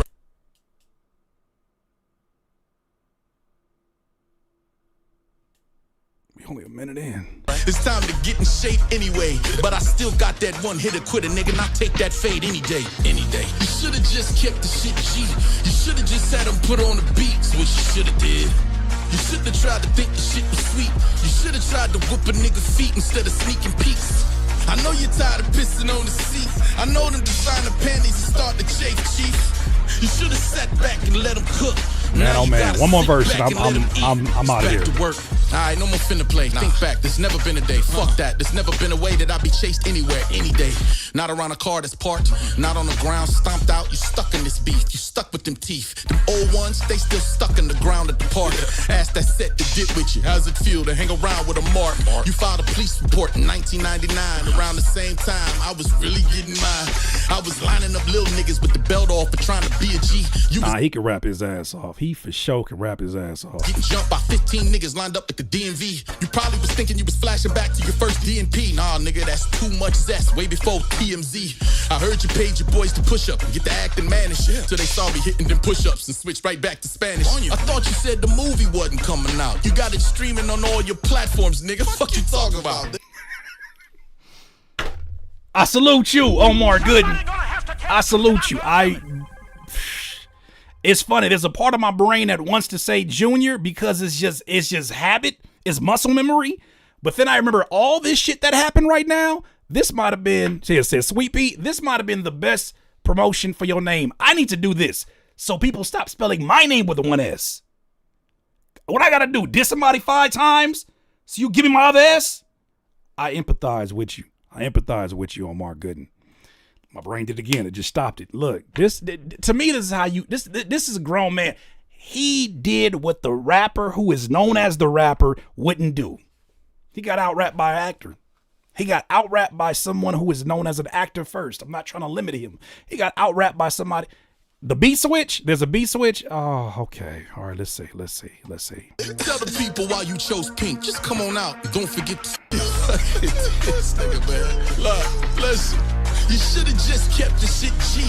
Quietly pissed all over your little balls with your pee. I'm just getting started, it ain't stopping. You gon' see, y'all fuck with him, but him, he can't fuck with me. Ayy, how was you a killer now? You wasn't even a killer then. I'm filthy with a killer pen, out on bail and trying to kill again. 1, 2, 3, 4 songs, no word from you. The engineer was excited when it started, but he still ain't heard from you.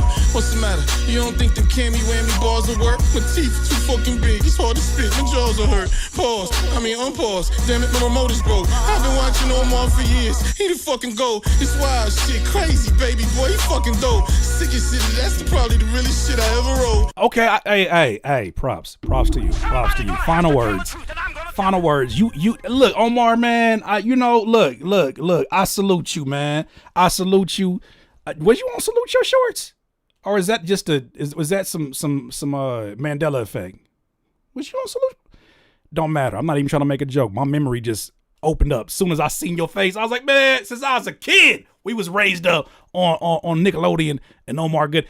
I think that you handle things like a grown man. And it's unfortunate to see Cameron. This might have hit a little different if I was in my 20s and 30s. Like, damn, that nigga booked him for a movie. But the more I think about this, that nigga booked him for a movie. He paid him $3,500 for probably an hour of his time. Proceeded to promote Omar Gooden's name.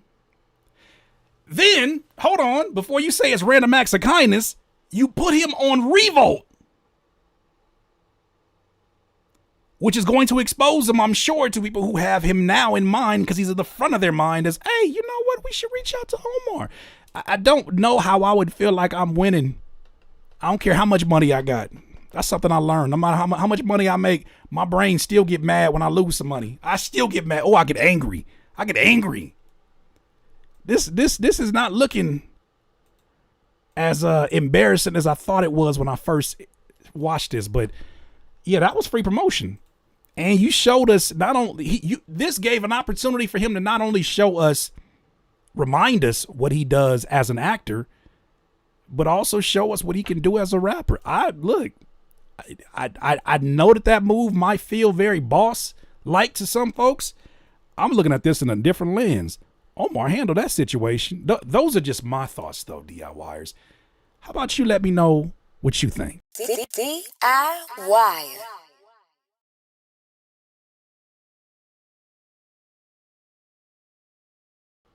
That beat still pissing me off. That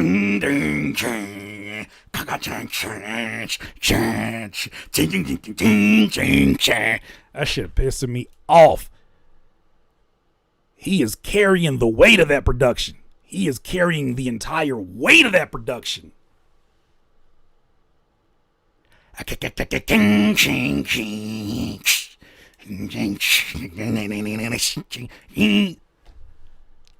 is carrying that whole, and the thing is, like, I would feel different if it hit. Something happened where the sound got downgraded in YouTube.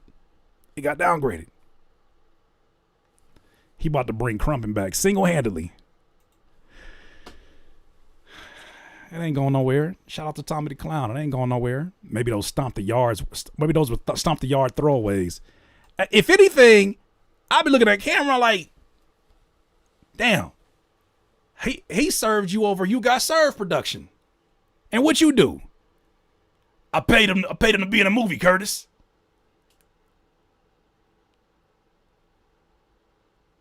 Okay. What else? I paid a whole set. A whole production set. Okay. I responded back to him on my TV show that has a lot of ratings. Oh. Yeah, you really told him. And then get this. I shared it on my social media too. I got a picture of him on my social media. Yeah, you lost that one. We in a different time. You tell me that. You lost. He said he definitely didn't think this through. He definitely did not think this through fully. At one point in time, that would have been like, damn. But now I'm like, when I start thinking about all the debt, like when I start thinking about it, he gonna have to be in it. When he take care of his taxes, they're gonna ask him about these purchases. What was this for? Oh yeah, that was this beef I had with an actor. Yeah, I booked him for a movie as a way to get back at him. $15,000? That production had to be about $15,000. Had to be. For those who are just coming in here now, no, Screw is my dog. I love my dog, Screwface, but I'm not finna react to anything that is adjacent or close to Drake. Not on this channel. And the sooner y'all understand that this channel is not gonna do that, the better off we'll be. I'm not touching no stories about that dude. When that project come out, none of that. I'm not. And I told him, he was like, well, man, Screw was like, well, you got to look at it like this, Curtis. He was like, well, the video is kind of like part of the blackout. I said, with all due respect, my friend, there's no way I can talk about your video and not talk about the person I don't want to talk about. I don't want to talk about the guy. It's too much great music going on. Yeah, this is y'all got enough content. Y'all, you know what I'm saying? Y'all got, and I know y'all just put me on. I know y'all just put me on. I know y'all just doing a good favor for a good dude, and I get it. Ain't no disrespect to my guy. I thought we was dissing Screw so he can put the S back. No, we over that beef. He finally put the other S in Curtis in a text message. So that beef is over now. I'm gonna book him for a movie now. No, I'm lying. I ain't got no money to book him for no damn movie. Look at Screwface. And he pulled his phone out and showed the man's man boobies and showed us, like, he won something. You pulled your phone out and you showing another man boobies that you're recording through your phone that you carry everywhere you go, Cameron. As somebody else is recording you with a camera.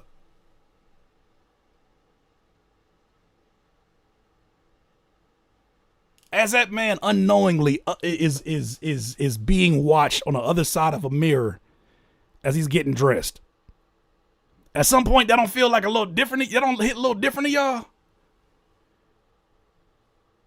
Like knowing he got a child photo of Omar in his phone right now from Wild and Crazy Kids. That don't sound kind of crazy. It's a little. We gotta look at things from a very broad. That sound weird to you? That don't sound weird. Cause that's how I be feeling. When anybody got some issues with me from some online shit and then they throw up a bunch of pictures, I'm like, so what did you do? Go to my Facebook and start saving? You want something? How you got more photos of me in your phone than my wife do? Freak ass. Somebody gonna have to Freaky tell it. ass. I'm gonna tell it. I'm finna show Curtis. Just let me edit it real quick. I like his dimples, but I ain't gonna let him know that. Head ass. Oh, look at this angle. When I zoom really close on his eye, that man's got a heavy bag under his eye. Look at this angle. See, in this picture, he had a barbecue stain in his beard. I zoomed in. I got Photoshop. Okay. Freaky Frog. That's shout out to Moni. That's the funniest shit I heard this year. Calling people a freaky frog is hilarious. Okay, shall we continue? Not this angle. It's crazy, right? He paid that man. Can you imagine telling your friend, your best friend that holds you accountable? Can you imagine telling your best friend this situation? And then the look that they give you? Yeah, so I booked him for a movie, right? Like he was talking a whole bunch of shit. He was dissing me and all of this, and I was like, I dissed him back, but I was like, he's reacting too fast. I got the show. He did 4 diss songs. You know what I did? I paid $40,000 for a movie to put him in it to show him. I'm a different level type of boss.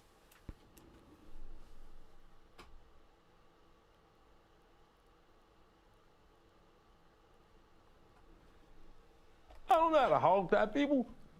What would I hog tie? That might categorize itself as hog tie. Don't know for sure. All right, let's get to this next. What are y'all thoughts before we get into this next one? What are y'all thoughts? Oh my God, he sound like one of them creepy old Should have read it. I will never forgive y'all for ruining the innocence of. What does it even stand for? The hell does it even stand for?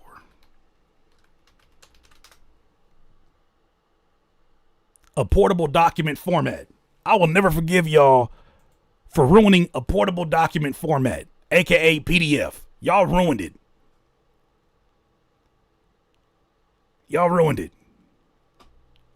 That's supposed to be a portable document format. Now here we are. That's crazy.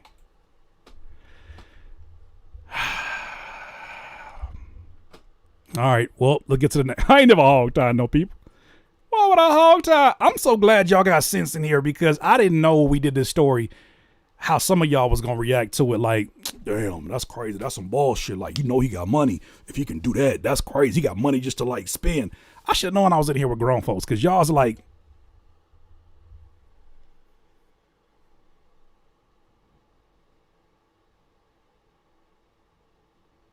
like that meme of that one boy. Hold on. This was you the whole time.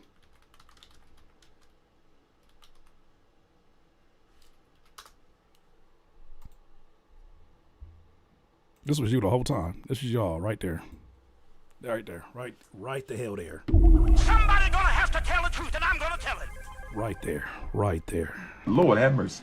We must stay focused. All right. Shall we continue? We got more stories to get to. This next one's going to be a little bit more serious for sure, but I got to switch gears because we got stuff to talk about. Oh my gosh, the optics was insane until we saw the whole movie. Yeah, now it's like you made a short film and you gonna do nothing with it? So somebody sat there and edited this prank for hours when they could have been spending time with their family. Okay. Then they color corrected because it was in log first. Okay. They tested a bunch of different LUTs. Somebody sat in there and got the audio right. Somebody, assuming they got a fast computer, edited the video and sat back going like this. Let's wait for this shit to render.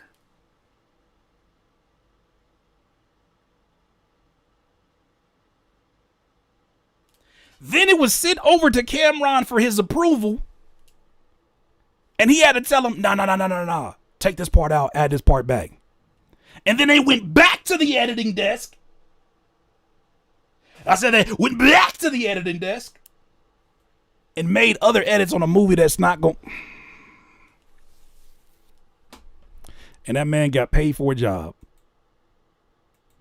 He got paid to be in a high quality short film, and then it got released on Revolt. I need a Mr. Pierce said, I need an op like that. Somebody gonna have to tell the truth, and I'm gonna tell it. Huh? I need an op like that. You damn right. I need an op like that. Hey, which one of my ops want to book me for something? Shit. Price of eggs is going crazy. Come book me for something. What you want, man? You want.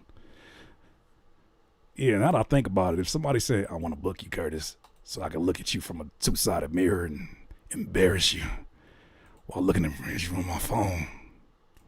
Let me check these super chats. I don't know if I'd say yes to that. I want to look at you, Curtis. I want to look at you from the other side.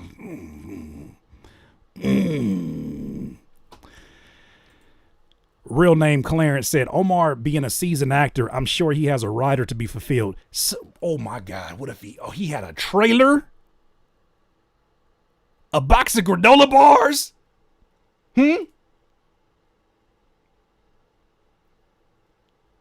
Some Jameson? Some popcorn? Fresh fruit? Celery and ranch? And free Gatorades? I'd come for that. You ain't gotta pay me $3,500. I'm just playing.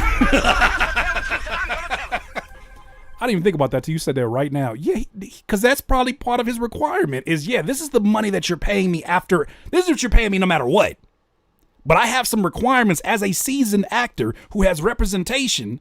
I need you to make this in my right. You paid that man, fed that man, gave him snacks, gave him a place to cool off. Like, I can understand if the conditions were terrible. No, I couldn't. That still would be bad. Like, get that man AC to win the internet.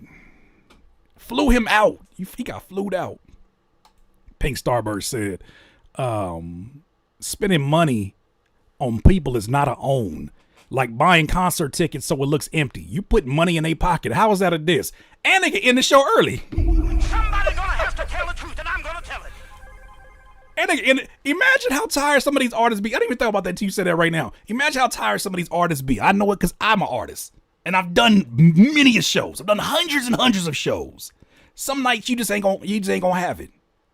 I've been on one US tour, right?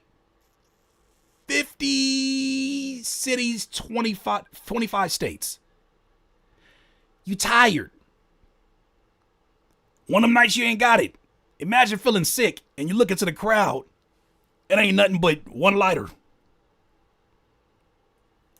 Oh shit, let's do a different kind of set then. Shit, I can chill out tonight. I'm just playing. That's bad. That's bad. You better give them the best show you ever could. Give that one person the best show they ever had. Yeah, buying tickets, that's not the flex. You I don't know, man. The game is changing. I think even the idea of what a bully is changing too. Right? The bully tactics used to work a certain way, and it used to win over everybody. The bully tactics don't work as much anymore because people are more empathetic to the other side. People are more empathetic to, not even empathetic, people are using their full brain. They're like, wait a minute. Something about this. Yeah, that's funny, but wait a minute. What? You paid him? Yeah, but I got it. You paid him?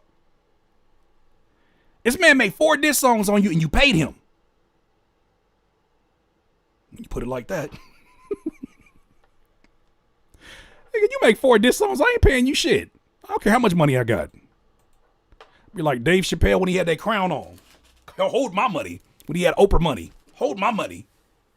The hell you think this is? The hell you think this is?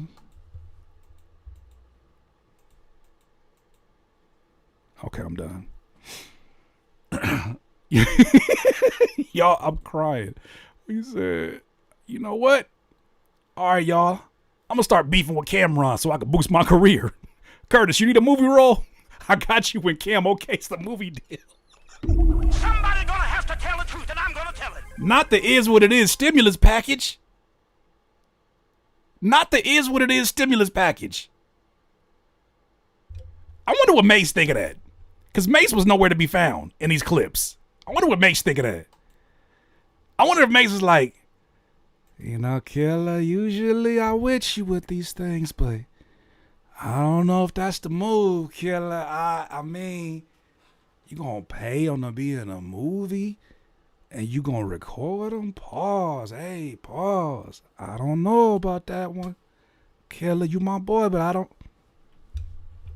I can't be associated with that. I don't preach no more, but I'm still a man of God. I gave him like 15 different accents, but that's my Mace. You're welcome. Let's get to this next story. I don't know if that's the move, Killah. DIY. DIYers, I wanted to bring this thread here by someone I've been following on Twitter. It's a gentleman named, he goes by Dat Boy Vic. Not only is he an artist, fantastic artist, great lyricist, but he's someone who also does these amazing threads on Twitter about things that are happening in the state of the culture of hip hop.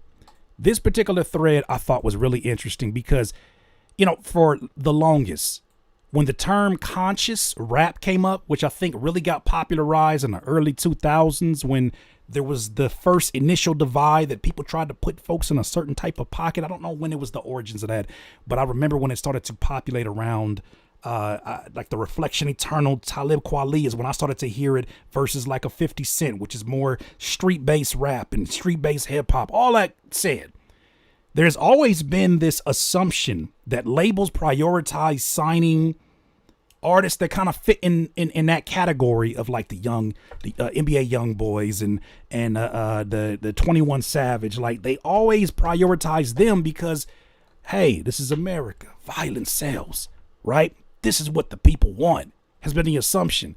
And because of that, people have always made the assumption that conscious rap doesn't sell.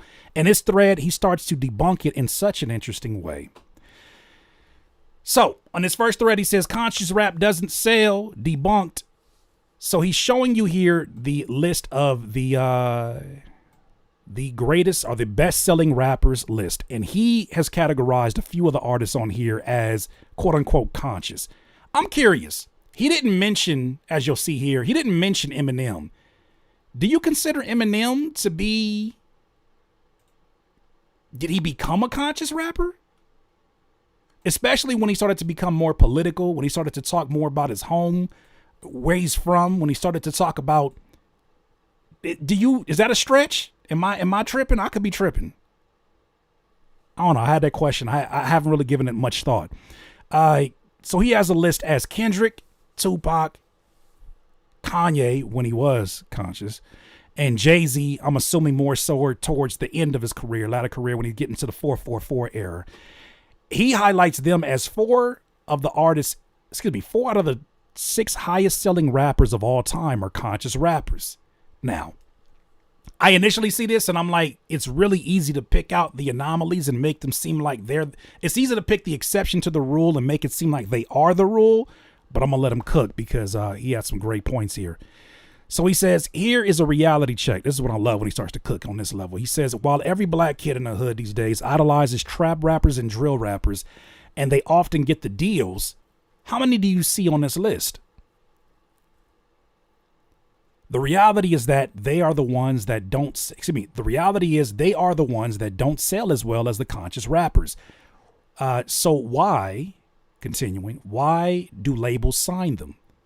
Why do labels not sign them more? It's an interesting list. You got Eminem, who y'all said hell no. Okay, for sure. I ain't gonna say that one. Kanye, Jay, you got Tupac, you got Kendrick Lamar, skip. You got, but these artists wouldn't necessarily be, these other artists that I'm not necessarily putting, I'll put Triple X Tentacion on that list as well. Beastie Boys definitely had somewhat of, J. Cole for sure, I'll put in that list. I don't know about Pitbull. Damn sure not Will Smith. But isn't it interesting how you look at this list and it's like these are the ones that are selling the most. This is the top best-selling rappers. Flo Rida, that makes a lot of sense. Doja Cat, damn, she's already at 34? That is insane. But that is a great question. Why do labels not sign them more? My assumption of why labels don't sign these artists more, even though there have been examples of this working, is because, one, I think that they have ulterior motives. I think there's a certain type of image that they want to put of black people out there. They want to continue to promote, because in promoting a certain image, in promoting a certain music that has a hypnotization power, you can inspire people to do the things that land them in prison. And a lot of these labels who have owners and execs so happen to have connections and pipelines to funding from prison. It's been documented a few times. So I see this being kind of like a cycle. It seems to be, an assembly line in which they have the power to promote the worst of visions, the worst of imagery, and perpetuate that. But even then, we know the labels are greedy as hell. Why wouldn't they want to sign some of the best of the best of the best in terms of writers and rappers, right? Because when I'm looking at these rappers that are up there, these are some of the best that have done it, at least on a commercial level. He continues and he says, the artists that labels make the biggest money off of, again, do not come from drill rap or trap rap. It's more so artists like these, the experimental rappers, the conscious rappers. So why wouldn't labels keep signing more of these artists if they have the most success? That's a valid question. It's a question that I think a lot of us were asking before this year. I think that maybe some of these labels, first of all, this has been their demise, because even when they pursued TikTok stars, when they pursued anybody who was viral and they said, okay, we have the machine to promote you, put you on any platform, and then turn around and then link up with the people that they're connected with shows and put these folks on a Rolling Loud stage, it didn't make any sense because they had never even done a hole to the wall show. They don't even know the show etiquette. They're literally going from bedroom to venue with a capacity of 10,000, 15,000, 20,000 people. And it didn't work. No brainer. It didn't work. Imagine that.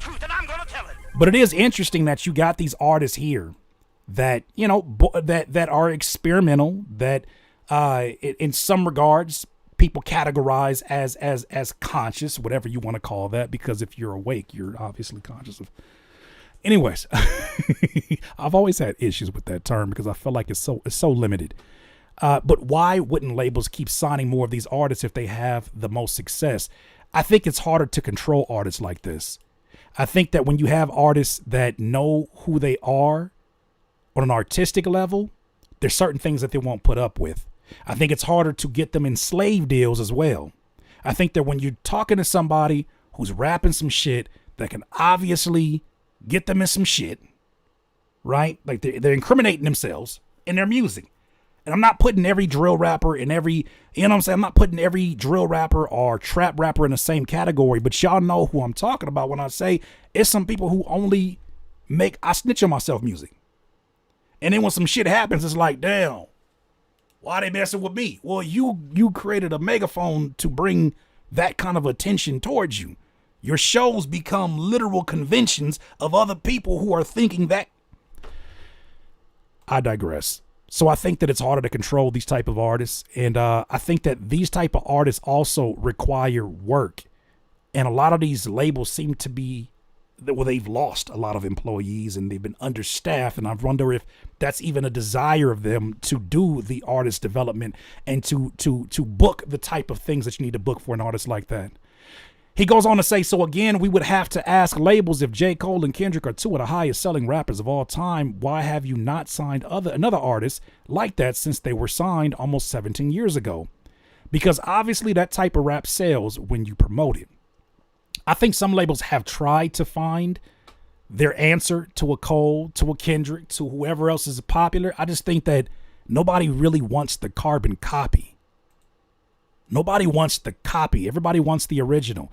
It's certain artists that you listen to and it reminds you that you want to listen to the artist that they're heavily inspired by. They just literally serve as contact warmers. They just warm the contact. They warm your memory and you say, oh shit, I need to go listen to so-and-so who they're emulating. He goes on to say, even the over-sexualized female rappers that are popular on social media really don't sell music well either when labels promote them. You know, I hate to make it about just the sales because I think that obviously, you know, a lot of these artists have skill sets of their own, that they have stories, they have certain people that they're representing that I've seen an avatar. Like we talk about Sexy Red. I've met many Sexy Reds over my lifetime, without a doubt. So it was no surprise when I saw that be amplified by the labels. They finally got their hands on one of them avatars and they kept pushing. So I think the story matters. I just think there's a reckless way that these labels only focus on showing the worst of imagery that they can. So sales, I don't think, are a great indicator of influence, but still, just hearing them out, I hear what he's saying. Really don't sell music well either when labels promote them. Isn't that insane that you get an artist that you go through the label system and they tell you sex sells, only for it not to sell the way that you would think it is, since they're the ones that know everything that they're talking about. But they refuse to put that type of money into promoting another Lauryn Hill type of artist, when Lauryn Hill was one of the highest selling female rappers of all time while being conscious. It just makes no sense. Yeah, it's a reason why I have no desire to be on that side of the industry. It's a reason why so many people that I've met in that space, I have no desire to continue relationships with, because I don't know how folks function on a day-to-day basis knowing this shit is set up the way that it is. I'm grateful that the tide is changing. I'm grateful that there's music that is being put. It's so much amazing music, I can't even keep up with most of the shit that's out here right now. But that's a very modern problem to have, because it's been dry. It's been dry with a few projects in between doing the thing. He continues, he says, when labels put the money behind a Lupe fiasco, he sold very well, which he did. He's the second highest selling rapper ever from Chicago outside of Kanye West. Did you know that? I didn't know that, but it's not a surprise. So again, labels know this type of music sells well when you put the money behind it. And that might be also something along with it too, is that it requires money. Especially if you're talking about a population, the masses, who may or may not want to think through their music. There are some people out here who don't want to twerk with a dictionary, as some idiot once said. There are some people who listen to that and they're like, yeah, that's what I feel like. There are idiots. They exist. It's just not everybody. It's just not everybody. And I think that in order to engage with an audience like this, they value more than just streams. I think an audience that is as aware, as tuned in to an artist in a conscious category, I think the majority of them are also looking to support on deeper levels, the meet and greets. They're looking to support merchandise on another level. They're looking to support vinyl, physical music. And perhaps that's what they want to stray away from, is having artists that require a bunch of money when I can just pay for them to go viral through influencers. He goes on to say, opening week sales, Dirty Sprite 2, which is a very popular mixtape from Future, versus To Pimp a Butterfly. To Pimp a Butterfly outsold Dirty Sprite 2 by a lot. Did not know that. What are the numbers on that? It says The Pimp a Butterfly by Kendrick Lamar outsold Future's Dirty Sprite 2. In terms of opening week, Pimp a Butterfly did 324,000 copies, while DS2 did 151,000. Still very, very impressive. But it had a higher week. So you would ask the question, then why would these labels not go where the money is at? It's got to be something else behind that. I told you this is a great thread. I really enjoyed this thread. He said, Master Student said, gangster rap star 50 Cent gets outsold by Kanye West, conscious experimental rapper. So again, the belief that gangster rap sells more units than non-gangster rap is a falsehood. And if I know this, labels know this. I think about this moment often. I don't know how many of y'all were tuned in at this time. I was very much tuned in to see who was going to sell more. I think at the time I was definitely a 50 Cent fan and a Kanye West fan, but I was rooting for Kanye West in this because Graduation to this day is still one of my favorite projects. Who gave a damn if Curtis named a project that was one S from being my name, Curtis? There was a turning point after this. I don't know if I necessarily like what that turning point turned into. I don't. I didn't like it. I don't know if I don't know if I like a game that has been heavily influenced, and I'm talking about this in present time. I don't know if I like a game that became so one-sided and so inspired by one side of things, because you got to think about the Lil Wayne era at this time as well. I don't know if I like where that landed. I wonder if there's an argument for this doing more damage to the game than good. Even in the moment, it was like, damn, it's dope to hear positive raps that are outselling, some of the more aggressive and violent lyrics of a 50 Cent. I don't like the idea of those going against each other now in retrospect. And I feel like that imbalanced the game for a second. Next slide, he says, 2012, at the height of drill rap, both signed to Interscope Records. Kendrick outsold the biggest drill rapper, and it was not even close. Now, I do think it's unfair to compare Kendrick, because he's a very, very unique. He's in a very unique position, being at Interscope and having the priority that he had based upon the momentum and the buzz that he already had. Organic buzz, the cosign from Dre and all the things that he was doing. I think that Chief Keef, definitely not somebody that you look at as just an underground. He definitely had a cultural impact that changed the way a lot of music sounded, not just in Chicago, but all the way around with the drill sound. But I do think those are in very different categories. When he said top 6 selling albums, rap albums that last year, here's the top 6 selling rap albums last year. Not a drill rapper in sight, not a gangster rapper in the top 6. Interesting. So you got, what is that? You got Kendrick Lamar, GNX, Travis Scott, Days Before, Rodeo. Then what else you got? You got Eminem, The Death of Slim Shady. You got Tyler, the Creator, Chromacopia. And then you got Vultures, Won by Kanye and Ty Dolla $ign, and then Future and Metro Boomin, We Don't Trust You. Huh. Not a gangster rapper in top 6. Okay, I see what he's saying. All right, here's where we start to get into more of what he's getting at. The reason I'm making this thread in point is because many black kids see drill rappers and gangster rappers that are popular on YouTube as the only way to be a successful rapper, so they imitate it. Not realizing that usually these artists don't sell as well as conscious rappers, experimental rappers that have a broader audience. I think he's making a lot of valid points. I think there's absolutely more stats to go through. There's more music to go through. I think that the thing that's just so unique about the time period we're in right now is that those boxes that used to exist for a specific artist are not as narrow as they once were, right? It's not uncommon to see, a 21 Savage doing a song with the J. Cole. And so it's like when you have these moments that happen, do you still only categorize them as a trap rapper or a drill rapper? And do you only categorize a J. Cole as a conscious rapper who's able to get on these records with Lil Durk? So I think those lines have been blurred, but I do think there's a valid point here in that the structure that seems to be crumbling before our eyes, what answer could they possibly have for not, first of all, for out of respect of the craft, not prioritizing, focusing on those who take it serious, right? These are your employees. They take their craft serious. They take their job serious.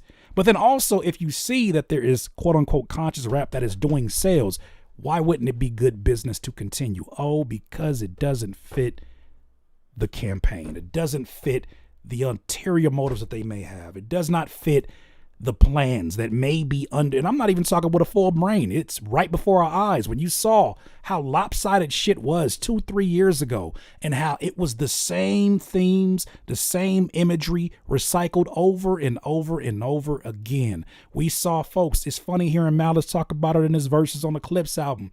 You seen rappers go from I forget what the line was, but go from selling to basically becoming the fiends.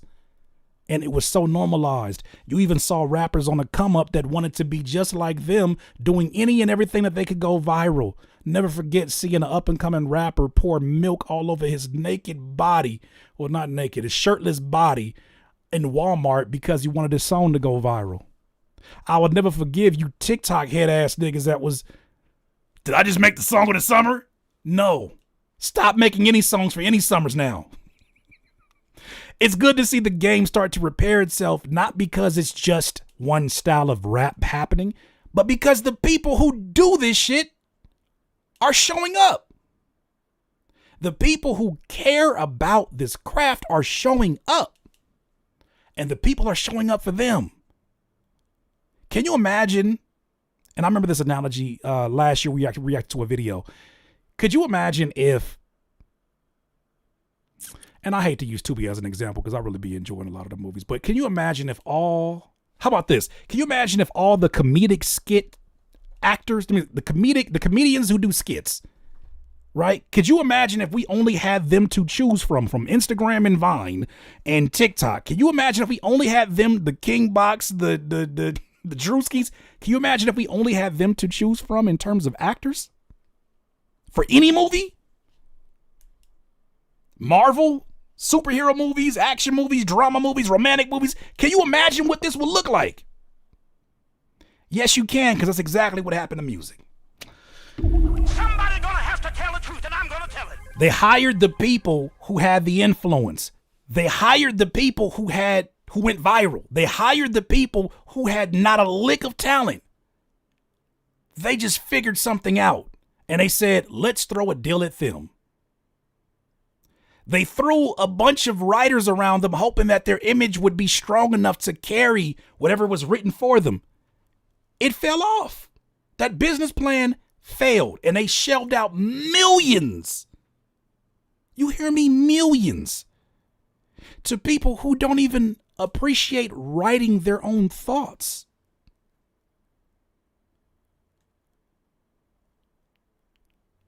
People who get bored with the music making process that are probably prompt engineers right now on Suno. Somebody gonna have to tell the truth. Oh, that was low, Curtis. Kiss my ass. I don't care. This shit is disgusting. It is disgusting.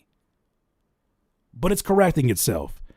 And I don't want to have this video be something that's demonizing anybody that makes a certain type of music. If it's authentic to you, if it represents where you're from, if there's people that you are speaking for, that's what hip hop is for, being a voice of the voiceless.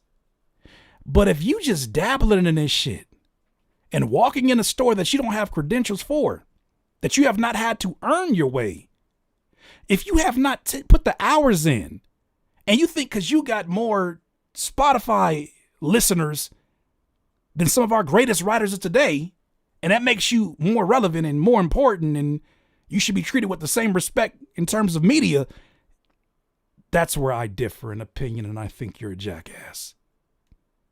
The game seems to be repairing itself, and I'm here for it. DIYers, those are my thoughts. You let me know what you think. DIY.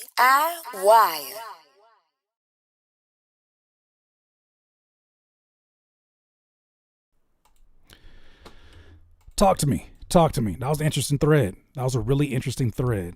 Really interesting thread. What's up, Kaylani? Really interesting thread. I like that. I like it. I like it. A door that opens must close. Hello. That door been open for a long time. I love Wayne, but I do think we need to have a real conversation about his impact on hip hop and the negative sides of it. If you're gonna be honest about it, and I've said this many times, because you got to give props. You got to give props to his tremendous work ethic. You got to give props to, the moments that he was leading the game. He did some things that I think were really positive for lyricists. Lyrical hip hop, right? That were really positive in a commercial sense. What he did on the mixtape circuit was really, really important to a lot of the artists that we enjoy today. Kendrick being one of those. But that lean era, I believe that lean era is what birthed so many horrendous versions of probably one of the worst times or worst periods in his life, or most incoherent periods of his life. That literally inspired an artist to say, I want to start at his darkest hour and be that type of artist. And he's not the only one. Molly's another one. There's a lot of rappers. It's a lot of rappers that have contributed so much slop. And it wasn't even a matter of it being representing where they're from or representing their authentic lives. They were doing a service for their zaddy, for their label daddy. They was doing a service. People always talk about the conspiracy theories and sacrifices and people getting sacrificed. All of this shit that the people talk about that I have no knowledge of. But it wouldn't be surprising to me if that was indeed true. You ain't got to take nobody else. You got to take nobody out to be a sacrifice. You can sacrifice your people by leading them the wrong way. When I hear 21 Savage, right, and I hate to circle him out, but when I hear 21 Savage talk about how he wishes he could rap about financial literacy, but the labels were telling him, no, you should definitely lean into what got you here. Which, I mean, on paper doesn't sound like terrible advice. You have to ask the question, what are you holding back? And for what for? Right? It's a lot of folks that was their sacrifice. Was, I'm going to put so much bullshit out there. And the most unique thing about music and media in general, even if you delete a song, you can't delete the experience. If a song is so good that it makes you want to repeat it over and over again, it becomes a hypnosis. If it becomes a hypnosis, then it starts to become part of your programming. A chorus that sounded like an innocent, catchy ass chorus now is embedded into your mind like an incantation, like a mantra. Right? Like a mantra that you say you look in the mirror and you say, I'm healthy, I'm strong, I could do this all day long. Those mantras start morphing from choruses, from bars, from verses. And I think there's a lot of people who that their sacrifice was that. I'll put affirmations. I'll put an album out there, and then whatever it does, whoever ran whatever kind of drills listening to my music, that just comes with the territory. I can't control them. But then it makes me wonder when I'm seeing folks like a Lil Nas X, which I don't do no stories here about him. You see the way he spirals. First of all, you don't play with God. First of all, you don't play with God. You don't play with nobody's religion. You don't play with nobody's religion. You don't play with nobody's religion.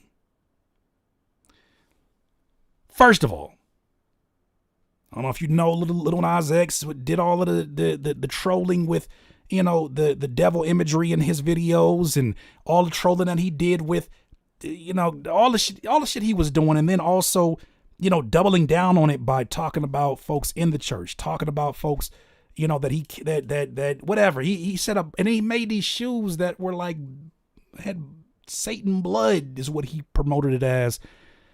Unofficially in a unofficial Nike collab. playing with people. You playing with very sacred things. You playing with folks' religion. I don't care what my difference of opinion may be. You playing. Same with Doja Cat. I'm with that too. You playing. And at some point, you gotta pay the piper. It's gonna come back. And now he going through some wild shit.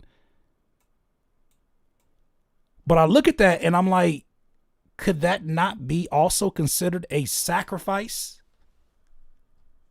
Because I mean, who else out there is affected by your moments of trolling that you think are so innocent? Who's taking that shit serious that's not mentally stable? Who's running with that? And that is I'm not saying artists are responsible for everybody, but you are responsible for what you say. And if you could say better, why wouldn't you do it? But they're not the only ones that should share the blame in that. It's absolutely the people who fund it, promote it, and make sure that it's in front of our faces. The ones that put it right on the front of magazines so that we see it, so that it's eye level with kids who are sitting next to us as our sons, our daughters, our little sisters, our nieces, our nephews. It's eye level with them. As you checking out in a grocery store, all of them folks is involved in that. So that's why it's important. That is why it's important that we show all sides of this. We show all sides of what's going on. I think that it is all coming to a head. It is all coming to a head. And there's a lot of folks who are glitching out right now. It's a lot of folks that are glitching out right now and don't know what to do. Okay, I'm off my soapbox.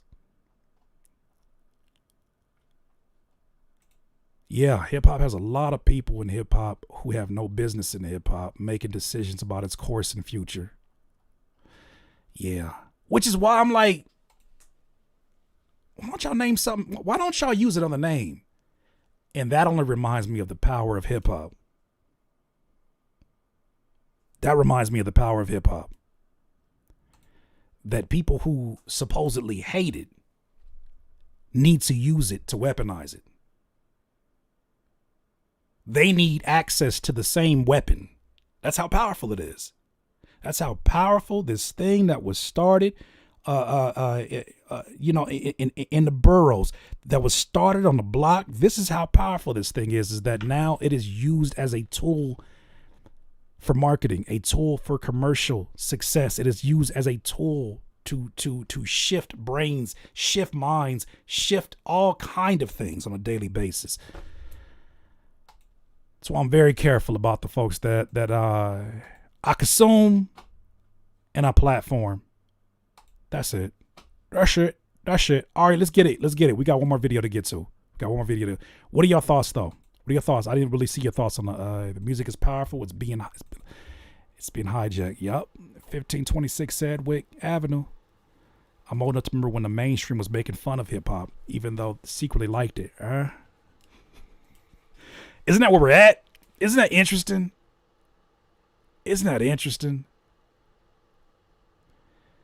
I've never like let's just use religion for example. When somebody comes up in a Christian environment, be it a Baptist church, be it whatever denomination, and they say in order for you to be considered a Christian, there's certain rules that you must abide by or you fall out of God's favor, right? There's certain ways that you're supposed to be living your life. Bible stands for basic instructions before leaving earth. Okay, cool. When people say, I don't feel like that represents my personality, that represents the way I want to live my life, what do? They leave. Hip hop is the only thing that I see folks who, first of all, didn't have to go through proper channels to be validated, didn't dedicate their lives to this craft. It's the only avenue where people come in and say, no, I'm a rapper, but I want to do everything but rap. Can you imagine somebody saying, I'm a Christian, but I want to do everything but not blatantly? I'm a Muslim, but I want to do everything but practice being Muslim.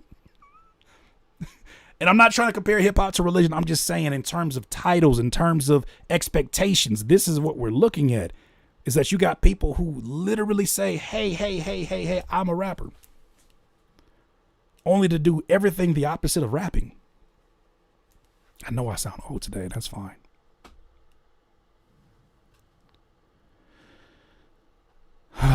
All right, we got to get to this last one, though.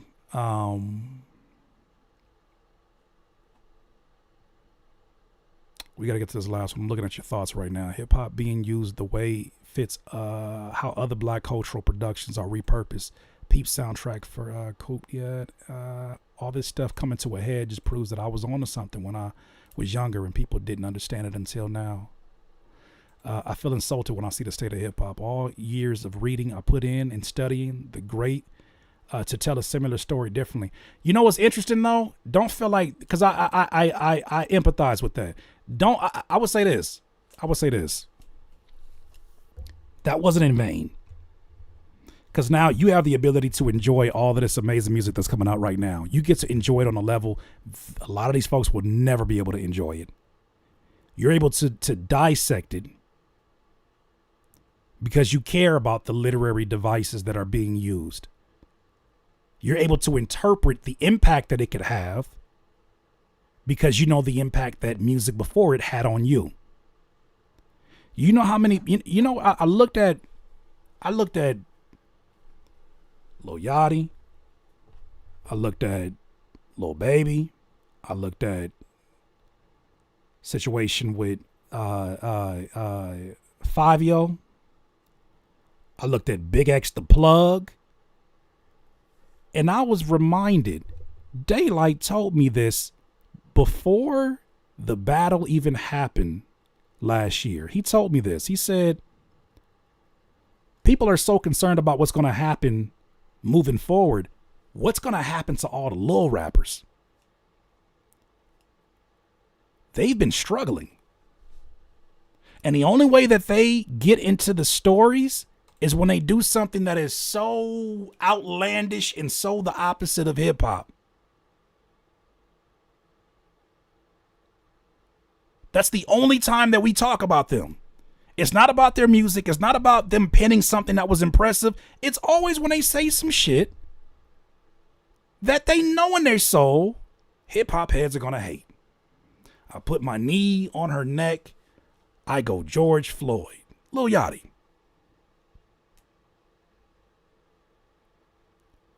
Like, that's the way they're making the news now. So, yeah, for those who weren't aware when we talked about it, I'm gonna use this right here. Shout out to Kehlani one time. Will you react to Scarface's new song or nah? Nah. That's my dog. But nah. I can't be a hypocrite. It's a blackout. Before Jalopy, my dog Jalopy said he was gonna boycott, that shit was already happening in my head. I said, yeah, it's not gonna happen here. But I absolutely support going and checking it out if that's something that still interests you. He did his thing. He killed that. Production is fire. Video and music production. He's spitting bars on there. Go check it out. But I'm not about to even do it. I'm not even about to do it because then we got to have a conversation about the person that he's responding to. And I don't want to talk about that guy. I really want my channel to now move. It's too much amazing music happening right now. It's so much amazing shit happening right now. All right, let's get to the next one. DIY.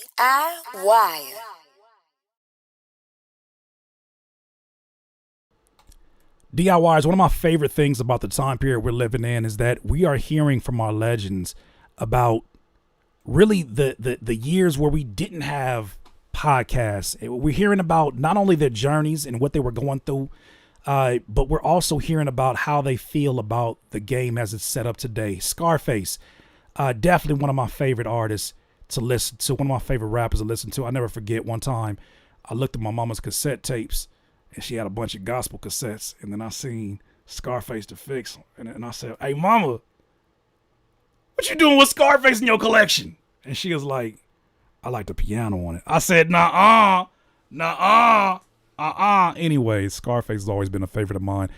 He jumped onto a conversation with Shannon on his podcast, Shannon Sharp, and he says something that was really interesting that helps people to understand why he refuses to put out new music. I'll let him take it away. This is crazy. 1 million streams is $4,000. What? Yeah. 1 million streams is $4,000. Wow. So should rappers take their music off stream to get it back to where people got to pay real money to get it? Yep, I would. It costed. One day somebody gonna shake my hand and look me in the eyes and say, thank you, Curtis, for what you was doing a couple years ago, man. I see it now. Boy, I got crucified for saying this. I've been told you, go direct to consumer, take your shit. Thank you, Scarface. Thank you, Uncle Scarface. Stream to get it back to where people got to pay real money to get it? Yep, I would. It costed us so much money to make those albums. Mm-hmm. It cost so much to pay a producer. But now, you know what? I think producers may make a beat for $200 now. I'm not lying. But I know back in the gap, you know, a Dr. Dre beat was $250,000. You know, Timberland beat was $200,000. Can you imagine? I know this is going a little bit off the topic, but can you imagine?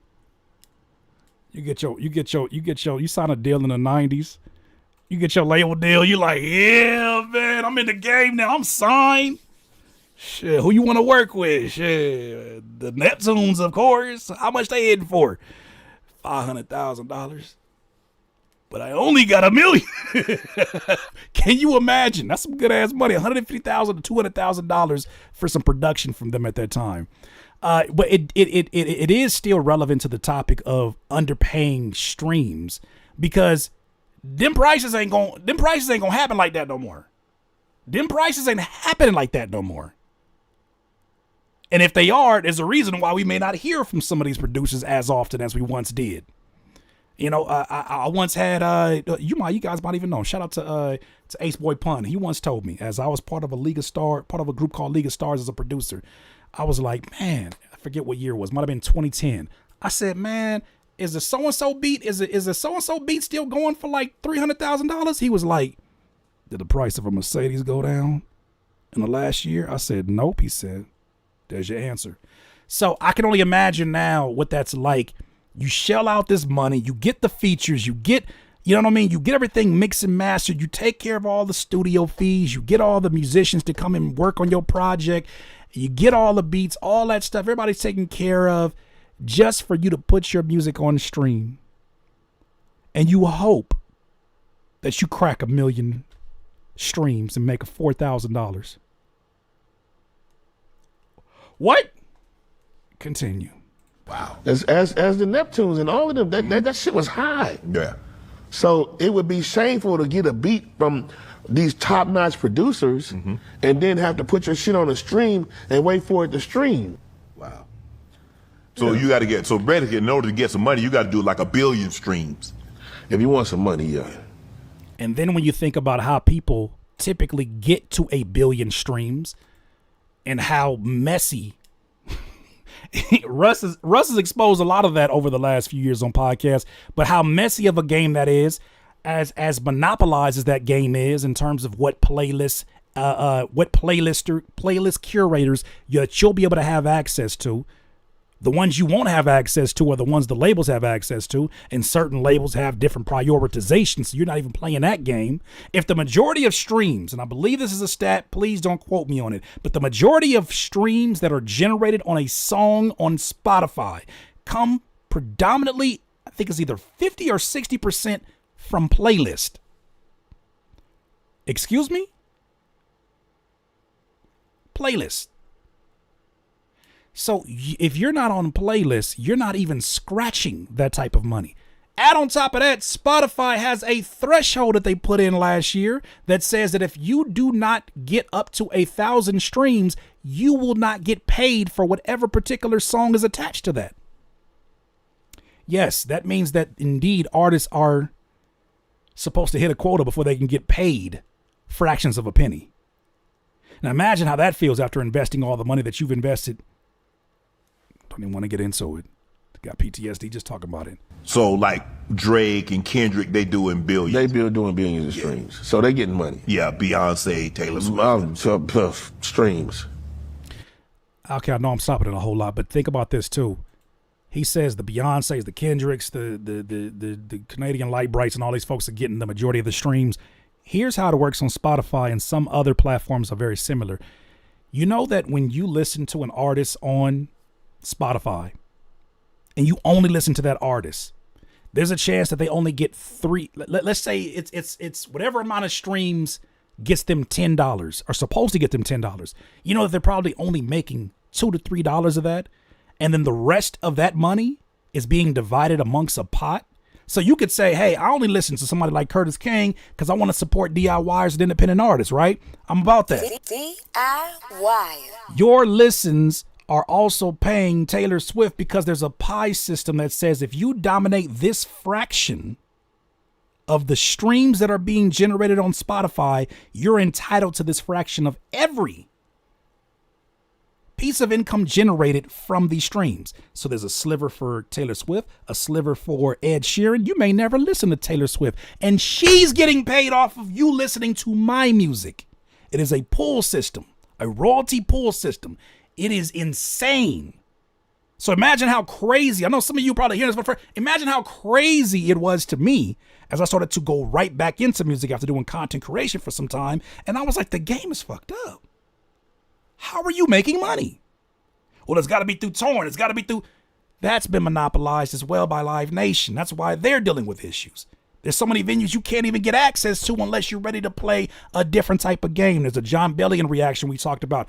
It is so insane how many monopolies these companies that used to be just boutique music labels or just music labels that house other music labels have now become a part of this system. They now have a hand in some of the distributors that we as independent artists distribute our music through. So then there's artists like me and others out here who are saying, you know what, fuck all that. How about we just release the music on our website, direct to our consumers? You know, but it's too much red tape, man, in between that, because you don't never know. It's kind of like the record selling too. You don't know how many records you really sold. Right. You know what I mean? What they tell you. Let's just go by what they tell you. You know? They control what he said was crazy. They control the analytics. Don't forget, they control the analytics as well. Spotify as a company, just like any other company, has the right to disclose whatever analytics they want you to know. Some folks got so excited when Spotify for Artists became a thing. If you don't know, that's like the behind the scenes hub that independent artists look at when they want to see where their streams are coming from. Okay, I'm getting play over here in Kenya. I'm getting a little play over here in Russia. I'm getting a little play over here. Okay, cool. I'm seeing where my traffic is being generated. These are the songs that are doing the most. They only get access to the stats that Spotify and these other streaming platforms say they can have. But you know what's the most important metric that any small business needs? Because independent artists are small businesses. Emails. Ask how many emails artists are getting on a Spotify today. This is nothing new. I'm just rehashing these conversations. Can you just see how fucked up of a business model this is? And why you have so many artists doing desperate things to try to get paid, why they're on live streams with streamers who they have no business on there with. They're looking for some kind of means. I understand to a certain degree if that was part of the reason why Andre 3000 don't want to put no music out. For what? I catch the ridicule from social media and this is the money number? No, hell no. What do y'all got me doing? I'll make it for myself. But the streaming, I'm still not hip to how this works. Right. And that's why I'm not putting out any new music. I'm not releasing any new music because it would just be all done in vain. Wow. Because those people have come up with something so slick to cut us all the way out the money. Mm. You know, the mom and pop saved hip hop. The mom and pop saved our lives. Because if we couldn't do anything else, we can sell 100,000 records and make $1 million. Mm-hmm. God forbid you sold 1 million records and made $10 million. You know, But you used to go back in the day. You look forward to going to the shop and getting the vinyl. You did. And you read the credits. Yes. This is why it's so important for those of you out here DIYers, and I always brag about you when I have artists come on for interviews. That's why it's so important that y'all still buy physical. Somebody gonna have to tell the truth, and I'm gonna tell it. I cannot stress this enough. Not only does this keep the ecosystem of independent artists who have dedicated their lives to creating the best art that they can, not only does it support them financially, but it also supports their creative ideas that they do in the future. But you just buying a vinyl directly from the website, directly from a Bandcamp, even though I know that can get a little sketchy, but you buying music from there, even directly from them, does so much more good for them. If you, and not every listener is the same. Some people don't give a damn. They go on streaming and that's the end of their relationship. Cool. It's convenient. Got you. We're in a place in time where convenience is not enough, even for that subscription you're paying. There's the songs inside of a playlist that I've had for the last 2 or 3 years that I can no longer listen to because for whatever reason, Apple Music removed them or the artist removed them. You know what happens when I have a CD? Ain't nobody taking that shit away. I've been playing this Rhapsody and Mad Raps EP on repeat. Yes, on my record player. But I've been doing that because that's the only place I can access that dopamine. So artists are figuring out more creative ways to not only engage with their audience, but also to have a legitimate business that generates income. Why is it every damn medium, especially when you think about the popularity of AI, why is it all aiming at trying to make music so damn free? Why music? Why would you want the people that are a part of our everydays, for those who listen to music like I do, why would you want the music that is a part of your everyday? That's a tool that you use every single day. Why would you not want to pay nothing to the person that creates it?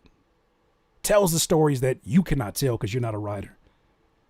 No, instead the game says, now you can make music too. Want to be a prompt engineer? Crazy. And you can roll a square on the record. You say yes. Yes. Yeah.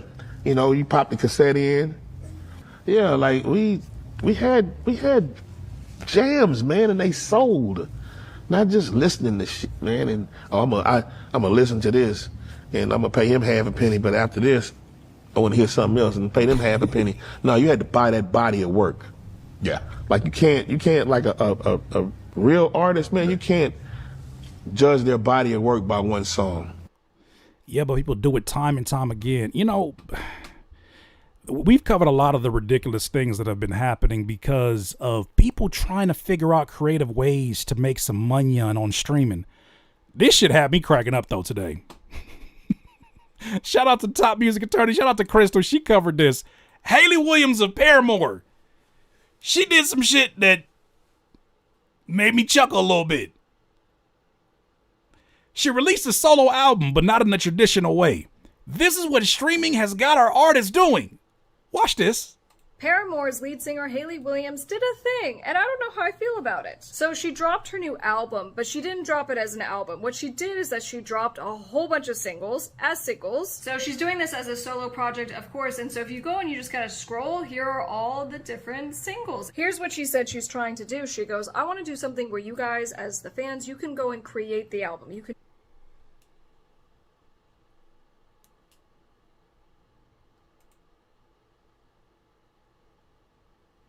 What kind of Build-A-Bear album does she got going on here? Shout out to the legend, but what the fuck is this Build-A-Bear shit we talking about? You see what streaming got people doing? I hate it. I hate it.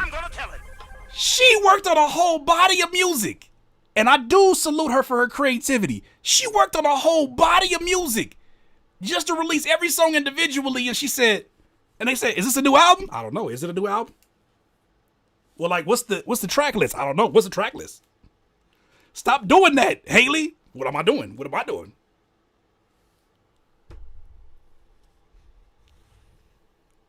What you mean I gotta put your album together?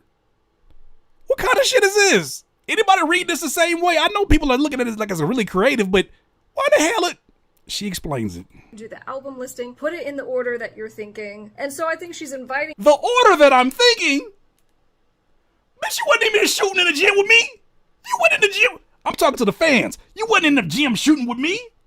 You ain't playlisting shit. Oh, this shit got me hot. I wasn't this hot this morning when I seen it. This shit got me hot. You worked your whole damn life to become Haley effing Williams. Just to be like, I don't know what y'all want.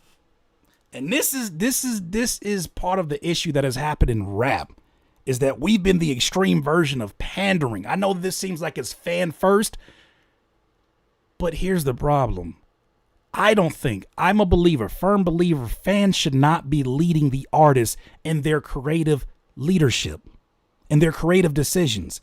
They can have input, but you're the guy. Can you imagine being a plumber, knocking on somebody's door? Here, I'm here to fix your toilet. Oh, come on in. Only to walk inside the bathroom as a professional and say, this thing's really stopped up. What do you think I should do? Should I use this plunger or this one? Nigga, I don't know. You're the professional. Do you get how crazy that sounds? And I know music can be interactive. I know this, but this just sounds crazy to me. You are the professional, Haley Williams. These people don't know shit about organizing an album. Now, strategically, I see she could be cooking. Peep this out, though.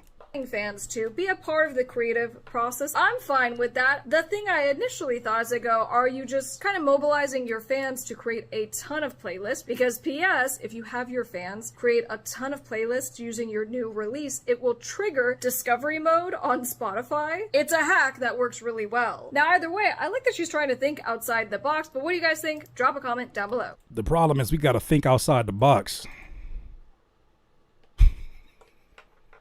The problem is we gotta be fucking Inspector Gadget. We gotta put cheat codes in. Not even to get a jetpack on San Andreas. We gotta put cheat codes in for the game to start. I salute her for because I can only imagine what it's like. I don't know if she's on a label or whatever the case may be. I can only imagine how frustrating this is if you are an artist that has a legacy like a Haley. If you're from Paramore, you got a legacy, and I can only imagine how frustrating it is to have to readjust to TikTok and figure, okay, this is what okay, we gotta do this, we gotta do this kind of media, we gotta get up, okay. But to have your project be up as singles, all I can think about is this. I don't know how fast it takes you to go through an album. To go through individual songs on Apple Music. All I'm thinking is this: every time they take a song and drop it into a playlist. Okay, I like this one. I like this one. I like this one. They're also being exposed to ads. They're being exposed to other music that could distract them. I feel like the beautiful thing about having an album in the same place, which they're going to do this anyways, but it's in a very different form. Having the album all in the same place, at least they stay in the same place as they're adding the 3 dots and they're adding stuff to the playlist. But having them go to every individual single to make their own album? I'm not a plumber. Why are you giving me the tools? I don't know, man. This is where I start to. This is artistically inappropriate. Nah, not in this culture. Not in this culture today. This is culturally appropriate. This is where you gotta hold your fork. You gotta hold your shrimp like this. This is culturally appropriate. I think it's a fun I think it's a marvel. I think it's an amazing idea. It's a way to mobilize our audience. It's a way to. That's culturally appropriate. We supposed to be culturally inappropriate. We supposed to be so inappropriate that we say, man, fuck a Spotify. Here's my website. Here's my physical album. Here's my vinyl. And I don't care if people are not listening to music on CD and vinyl. They'll have a digital version once they pay for the actual physical. And they'll have an autograph. And they'll have a something to hold on to in the event that my music changes. You know how many people were angry at Tyler, the Creator's Don't Tap the Glass vinyl? The first pressing of those, where it did not include some of the talk box effects that he added on some of the songs. Right? the inverse is happening in that there are certain people who are like, I'm so glad I did get the Clips album without the beat switches, with the proper beat, because now I have access to this So Be It, So Be It that wasn't a Transylvania version. Physical won't change on you. Digital will. I feel like Skip Bayless when I did that. DIYers, it's my thoughts. You let me know what you think. DIY.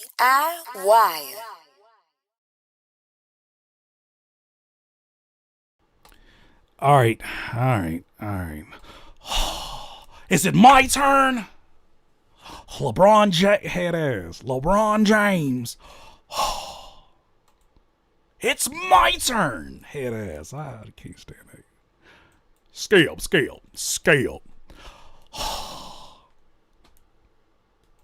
All right, let's get to this Ghostface Killah Supreme Clientele 2.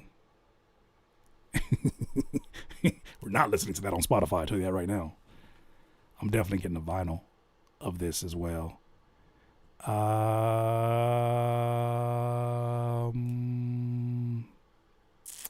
gonna go to Genius for this one. Boom. All right. I don't know how long the project is, but I got time. I got a studio session with my guy Nobby, and after this, oh my Lord. Hold on. Hold on. I may have to do this another day. How long is this album? 22 songs.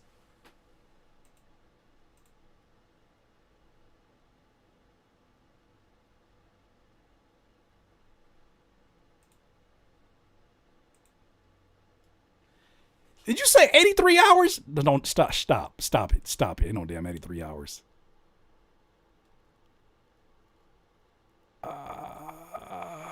Well, Curtis, she said you wanted that old thing back. Said you want that old hip hop back. Here you go. Somebody gonna have to tell the truth, and I'm gonna tell it. No, for real. Like, what's the runtime? What's the runtime? I need to know the runtime. Let me find this on my phone first. What is the runtime of this project? What is the runtime?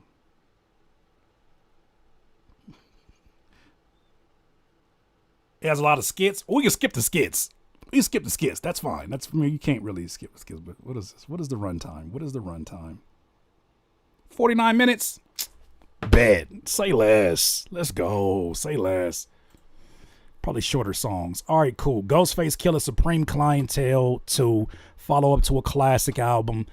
Let's hear what he got going on here. This right here just dropped today. The intro by Redman, he says. And yeah, let's hear it. Wait a minute. Give me just a second. Let me tell you what I'm not finna do. Ain't nobody buying no Amazon music.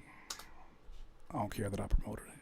Ain't nobody getting no Amazon music right about now. Ain't nobody getting no Amazon music. Ain't nobody getting no Amazon music. Ain't nobody getting no Amazon music right now. I'll tell you right now. Ain't nobody finna get that damn Amazon music. What the hood? I go to Amazon for something different. I ain't going no more thing. Shit. All right, there we go. Got the full project. Let's go. Ladies and gentlemen, I'd like to bring to the stage the man of the hour, the man of the month, the man of a lifetime. He's inspired everyone around the globe with albums like Iron Man, Bulletproof Wallace, Fish Scale, More Fish, Big Doe Rehab, Wizard of Poetry, Apollo Kids, Ghostface Killers, Set the Tone, and my bad. Thank you for the reminder. Thank you so much. Gems, I appreciate you, Gems. DIY. Okay, DIYers, I put it to a vote here in the DIY community. They wanted to listen to the Ghostface Killah new project, even though I'm looking forward to the Earl Sweatshirt one as well. This was the one that was by popular demand. So here we are, Supreme Clientele 2, Ghostface Killah, follow up to the classic. Let's hear it. I'm looking forward to this. I heard a lot of great things about it. Ladies and gentlemen, I'd like to bring to the stage the man of the hour, the man of the month, the man of a lifetime. He's inspired everyone around the globe with albums like Iron Man, Bulletproof Wallace, Fish Scale, More Fish, Big Doe Rehab, Wizard of Poetry, Apollo Kids, Ghostface Killers, Set the Tone, and my favorite, Supreme Clientele. I like for y'all to put y'all hands together for my nigga and yo nigga, aka Ghost Dini, Iron Man, Pretty Tony, Starky Love, Tony Starks, and the Wallaby motherfucking champ. The ladies wanna fuck him and niggas wanna be him. And all the kids love Uncle Tony Starks. Black by popular demand with the new album. Ladies and gentlemen, Supreme Clientele 2! Here we go. We back at it again. Supreme Clientele. Look at these lyrics up here. This stamp on the dough was Ronald Reagan with fronts. My man ran over his legs, all we heard was the crunch. Chase Bank, nobody moved, just finished the lunch. Damn, I got brain matter all over my dunks. Fake Democrats, bull daggers blowing at Trump. I put weight on so many bodies, you could call me a clump. I'm like Gorbachev, vanilla cream Wally, I be showing off. Hand scripted these velvet bars while I was dozing off. Then the feds came, I threw my raps in the fireplace, then right out of the smoke rose a dead man. They had big chains, sick frames, sick flames, even had a white girl with him, thought he was Rick James. These rules to the streets you don't know about. You can't just take it back when your soul is out. Hit you like Steven Seagal and pull your shoulder out. Be careful around them babies when the stole is out. Direct scholars, a cocaine whale. I done sold Colgate sniff to the owner of Zales. Had the whole building lit, the Department of Sales. When ladies scream, F you stocks, you're going to jail. I said enough with the threats. You can't stop me, lady. I got glass choppers that rock. They can't box me, lady. Skate off in the blue and green. Lollipop Mercedes. You can't even step in my project. Them niggas is crazy. Tony Stark. Supreme Clientele. What I appreciate the most about Ghostface Killah is the animation in his delivery. I love the unpredictability of where every single line is going. Also, too, like, he has vivid imagery in what he's writing. It's not enough for him to tell you what he is doing or seeing. He needs you to know I skate off in the blue and green lollipop Mercedes. I need you to see this vividly. He said, I done sold cocaine stiff to the owners at Zales. Pyrex scalers, a cocaine whale. Well, damn. Oh, man. I love the production on this one so far. This is fire.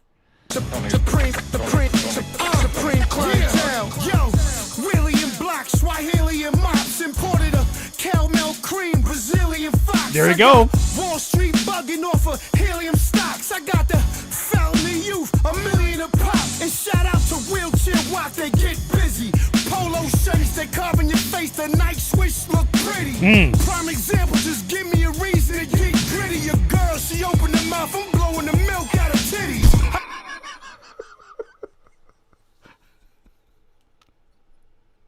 What? Wait, what? Oh, shit. That's Ghostface for you. There you go. That's the end of that one. That man said, really in blocks. Why? The inner rhyme and the multi rhyme, really in blocks, Swahilian mops. Imported a caramel cream Brazilian fox. I got Wall Street bugging off of helium stocks. I got the Fountain of Youth, $1 million a pop. I love that rhyming. And shout out to Wheelchair. They messed that lyric up. They get busy. Polo shirts. They carve in your face. The Nike swish look pretty. Prime example. Just give me your reason to get gritty. Okay, yeah. I like your girl. She opened her mouth and I'm blowing the milk at her titties. Well. Manly shit. Yo, what? We bang hammers like a judge do. Intimidate fake robbers in the plug too. Oh, I'll sample this. Light is multiplied by ice. 15 beans is the drive-by price. Rape sitting, we raise the vocals on that Gladys Knight. Been on that midnight plane to Georgia, and we carry light. Cash, 800,000 in the go yard. Grams off the shores of Miami, I know the Coast Guards. My street resume, carry no scars. Every line with a hook. That's a crowbar mechanic.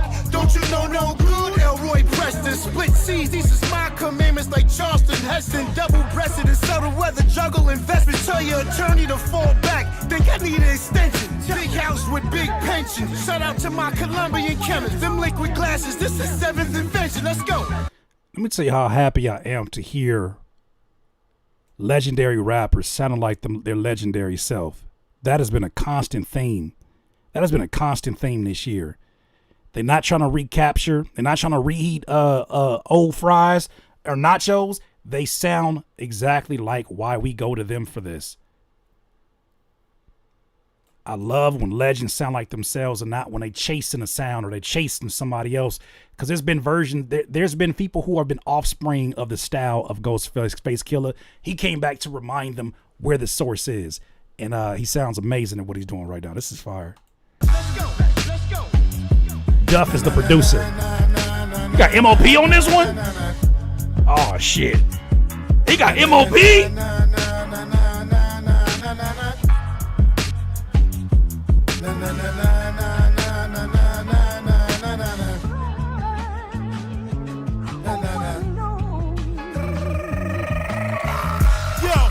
Old school El Producto, running with hustlers, gun boys, and cutthroats. Inhale a gun smoke, I don't give a fuck though.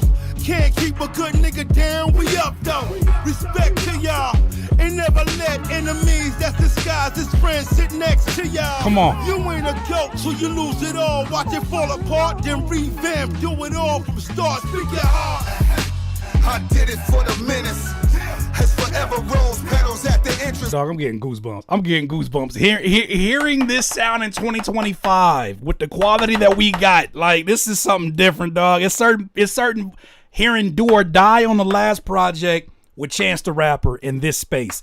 Hearing MOP, Lil Fame, and Billy in this space, dog. This shit is, it's like you can breathe. Hip hop heads, you can breathe. I fucking love it. Out in Brownsville, I'm comfortable in the trenches. My GPS don't reach the beaches out in Venice. Wherever I'm at, it's hard niggas in attendance. Like a meeting on the main yard in Clinton. Don't get it twisted. That old gorilla shit still in existence. Don't get blammed down and found missing. Dare we say regional rap is back?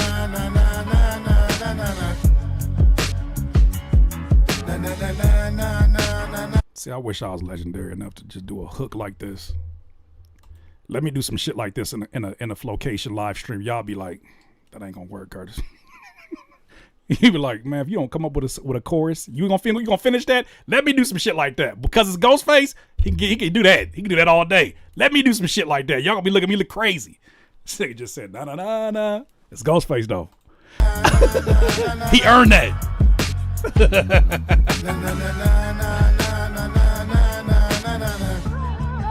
You're like, this nigga Curtis has lost his mind. Curtis May. Is that like Curtis Mayfield? Did he sample Curtis Mayfield? Back at it again, baby. Hey, yo, do me a favor, yo, shut those blinds. Count this money over here, yeah. Yo, where that wine at? Yeah, I need that Sequoia Grove and shit. There we go. You heard? Yap City for life. This how we dive in. Alright?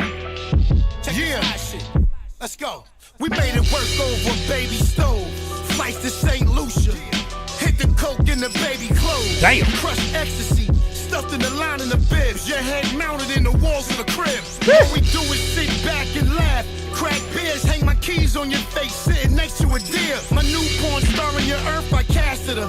Now that we're my jury after we fucked, they was calling her Africa. She knew when she was bringing me fruit, learn my vernacular. Start throwing the cape like Dracula. It's like dry humor, bro. I love it. He said some shit that's just so subtle, and it's like if you're not paying attention, it's like, did he say? Yeah, he said it. Yeah, he said it. We made it work over baby stoves, flights to St. Lucia. Hid the coke in the baby clothes. Well, that's an interesting place. Crushed ecstasy. Stuffed in the lines in the bibs. God. He said you heard mounted in the walls. He said your head mounted in the walls in the crib. This may not all be accurate. All we do is sit back and laugh and crack beers. Hang my keys on your face. Imagine I got your head sitting up here like a damn moose and I hang my keys on your head. That's a different kind of way to say I don't respect your ass. Boy, I wouldn't even put my keys on your nose if you was hanging up on my wall. What? Hang my keys on your face sitting next to a deer. Well, I'll be damned. My new porn star in your earth. I casted her. Let her wear my jewelry after we F. Now they call it her Africa. She knew when she was bringing me fruit. Learned my vernacular. Started stowing a cape like Dracula. Oh no, he different. He different, fam. He said Chris Cartier, Sidney Poitier, 1942, bus move 38. To ask God to forgive me, I hopped over a pearly gate, played the soundtrack of my life. He said the record straight. I love it. I said to ask to God to forgive me. I hopped over a pearly gate, played the soundtrack of my life. He said, the record straight. Who thinks of that? I love it. Come on. Chris Cartier's, Sidney Poitier, 1942, Bustle 38. To ask God to forgive me, I hopped over a pearly gate, played the soundtrack of my life. He set the record straight, had niggas out there robbing for that purple tape. Chains got snatched, grills got red, tripled the murder rate. This is like painkillers, taking on empty stomachs. What a compliment that is. You imagine talking to God, he like, no, that record straight. But you, like you God. Man, I can't wait to well, no, if I'm talking to you, that means that I can't tell nobody, huh? Okay. That mean I'm gone. That's crazy. That's a crazy imagery. Every line is prescribed to just nah, might as well hang. Styles B, come on. If it's great business, raps is like painkillers, taking on empty stomachs. Every line is not here, but after this. Nah, might as well hang niggas. A verse swap, come again if it's great business. Yeah, another twin ghost experience. Trinity ghost from the top, point of the pyramid. Meaning I'm aligned with the stars. God body and God soul, divine with the bars. Yeah. The streets was the nigga's office. Protect, matching the British walkers. That deal too small, make a bigger offer. Off the porch to a Porsche, I need bigger portions. More than one ghost, well that's a double ghost. Violators, holes in your bubble coat. Mob ties, mob lives. Connected with niggas that used to smoke dick. My clientele supreme. Ashamed that I left the dean for the triple beam. But nowadays I'm living clean. Know I'm getting cream from giving niggas their greens. Come on. Taking on empty stomachs. Every line is prescribed to just bang niggas. Hold on, Conway the Machine's on this too? Oh my God. Nah, might as well hang niggas. A verse swap, come again if it's great business. Raps is like painkillers, taking on empty stomachs. Every line is prescribed to just. I'm so glad the OGs are choosing features that make sense and not just features that's gonna do streaming numbers. Like, I'm so glad they sticking to their guns. And I feel like Clip set that tone. Stove God made sense. Nas made sense. Of course, Pharrell made sense, but only The Dream made sense. John Legend made sense. It's not anti-working with new artists, but it's like, don't just make the shit. Just don't put it together because you can put it together. Yeah, you got milk and orange juice in the fridge. Don't mean you got to drink it together. Continue. Bang niggas. Nah, might as well hang niggas. A verse swap, come again if it's great business. To the cross, I'm nailing him. And if my man try to jam me in a case like Lil Durk, I'm melling him. Back shopping, I'm melling him. Excuse me, fam, the Wally's fuchsia and tan. I'm peanut butter and jelly. I'm raised to hell in that jail. Ask my new celly where the hell he from. Yeah. Now they look at my life and see how well he done. I'm not a star. I'm just a guy that's always taking shit too far. Shoot out the back of a car. Rolling my own chronic in my cigar. We all gotta be honest, kindness to God. If a nigga play with us, then his problems promise to God. He on the receiving end of a lot of bodily scars. I'm pushing a new Mercedes-Benz without a license. I'm Heisenberg with the rice and my wins is decisive. Bricks of white shit over there where that rice is. And in a minute, I'ma be the richest and the nicest. I am a kid living. I am a kid over with too much candy. I'm a kid with too much candy. I'm a kid in a candy store. seeing this vivid imagery, seeing rappers playing with newer words, trying to unlock a new feeling, and not just this shit is beautiful to hear. Is what I'm saying. My lyrical loving ears are like, this is more. More.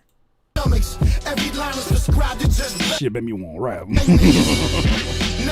might as well hang niggas. A verse swap, come again if it's great business. Raps is like painkillers, taking on empty stomachs. Every line is prescribed to just bang niggas. Nah, might as well hang This production is hard too. Who did this? come again if it's great business. Laying on the floor. Hold on. Ghostface Killah produced that.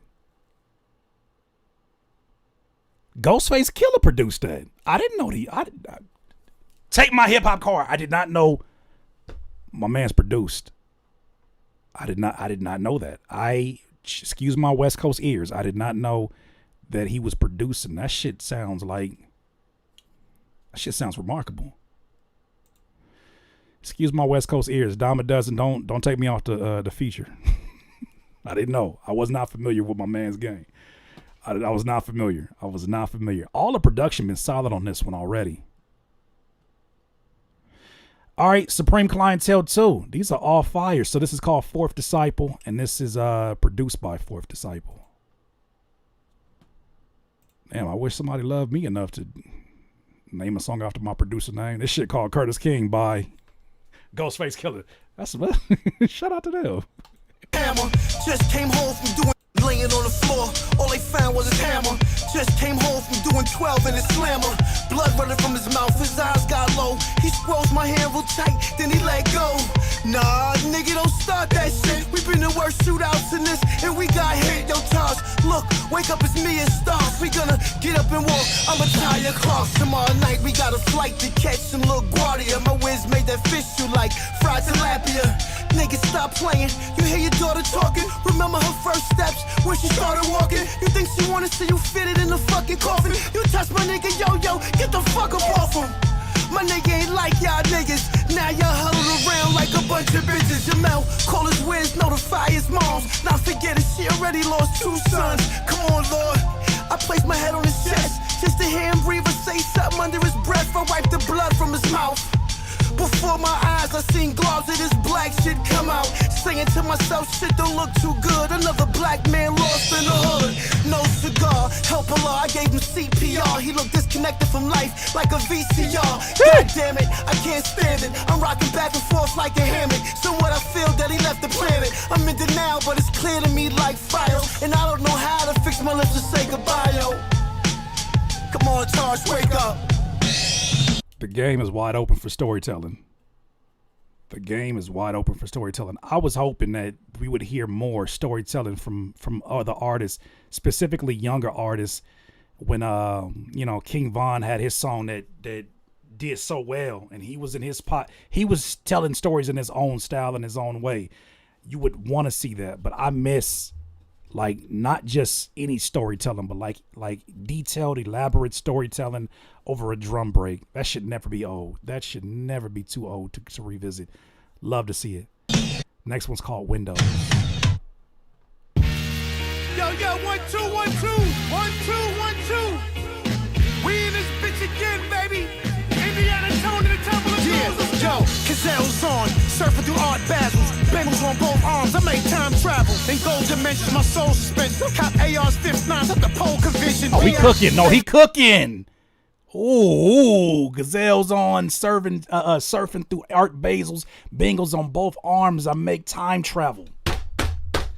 In gold dimensions, my soul is spent. Cop ARs, 5th 9s at the pole convention. Biatch. Fake niggas getting rolled in triage. Oh my God. Stuff like 40 bricks in the doors of a Fiat.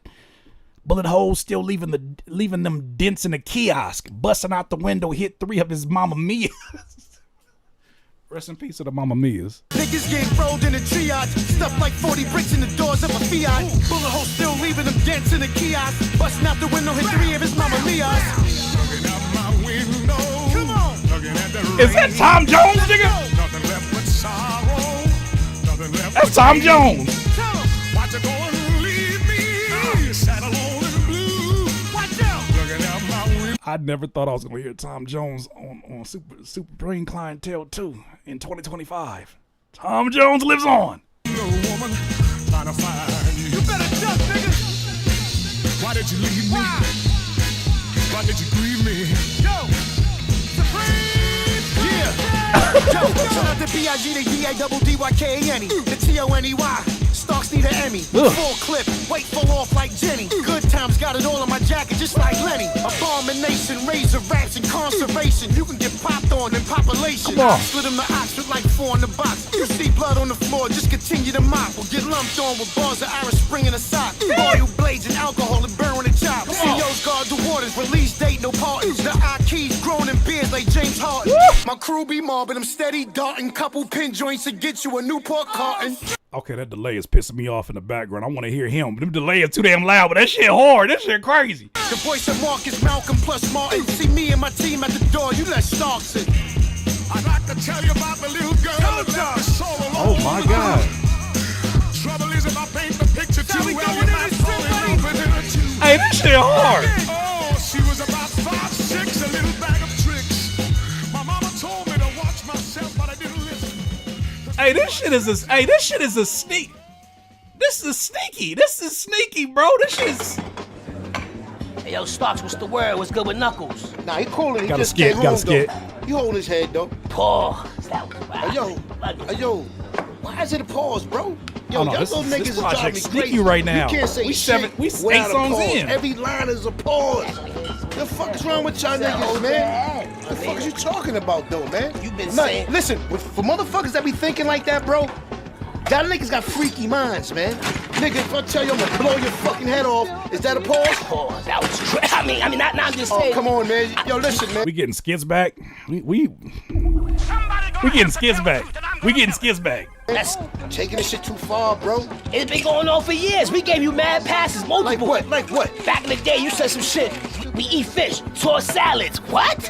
Hold Make on. rap ballads. That was Hold you. on, hold on, though. That was this, you, This is Starks. 30 years ago, bro. Okay. This 30 years, but listen, what do a salad got to do with ass? Tossing salad? You know, I was Listen, from man, in nah, jail. You man, been there listen, before. nah. You know you Listen, can't say man. toss salad in But you jail. Imagine listening to this shit in traffic. Oh, did you know the tossed salad? When it was a fresh salad, nigga, you can't even say, like I said, let's go meet up. Pause. Yo, let's go have a ball. You had a ball at pause. Everything is a pause. Tired of that pause. Y'all little niggas know what the fuck I'm talking about. Dude, but you ain't Get got the fuck you ain't around. got you ain't got What's going on with him in that car? You know what I'm saying? Ain't that serious. Somebody ain't got to die over You the know what I pause. mean when I tell blow your fuck. How do it sound with the capital B, nigga? Pause. That's crazy. Yo, I'm out of here. yo, come here, motherfucker. That's all that. Yeah, And he going some beautiful ass shit like this. Yo, okay. No niggas can't write like this, right? Produced by Ghostface, Killah again. Okay. Let's about to do it. Yeah, I'm gonna show these niggas something. Who pen game? Yeah, Oh, come on, man. yeah. Yo, we used to rob niggas left and right. A fiend try to get slick with slap and crush they pipes. He does contrast so well. I talk about this when I'm critiquing music on Critique My Beats. He does contrast so well. This beautiful ass piano, this beautiful ass sample, and he says in his first line, "We used to rob niggas left and right. A fiend tried to get slick. We slapped him and crushed the pipes, crushed they pipes." Oh, that's my song. That's the one. That's the one. Play it again. Yeah, I fucking love it. yeah.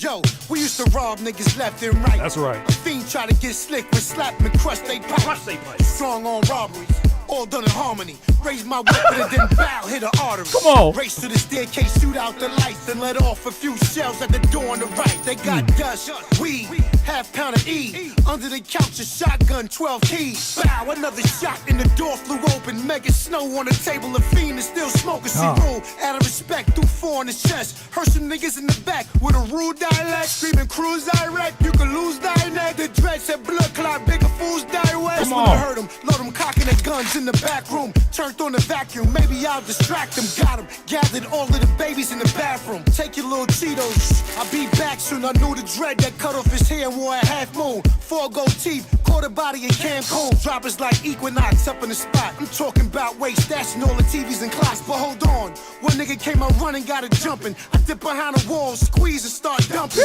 Number one crash dummy, he was bluffing. Almost got his head ripped off, straight for nothing. The cause heard the chainsaw like I was the main cause. They was ordered to eat my food, called by the main boss. Yeah, a hail of bullets, a rain of terror. Pictures hanging off the wall, can't put them back together. And see, the simplicity has so much imagery. That nigga said they was ordered. He said a hail of bullets, a rain of terror, pictures hanging off the wall, can't put them back together. Well, you don't say. You don't say. Man, Ghostface one of the best, bro. He one of the best to do this. This imagery in the writing, I love it. Come on. Curtains and Clorox bottles, holes forever. The ball's furniture was damaged to cream leather. I'm good for confrontation. Yeah, we good for that. I guess I don't have patience, not no more. Yeah, I ain't got that type of shit no more, motherfucker. Let's go. Yes, I can get dramatic. Facts. I'll put that bozo's attic on the wall. I fuck with this project. I like this a lot, bro. Somebody should have just have told you. But listen, nigga, I won't hold you. We ain't playing no games. Nah, nigga, you know what it is. Where my wife at?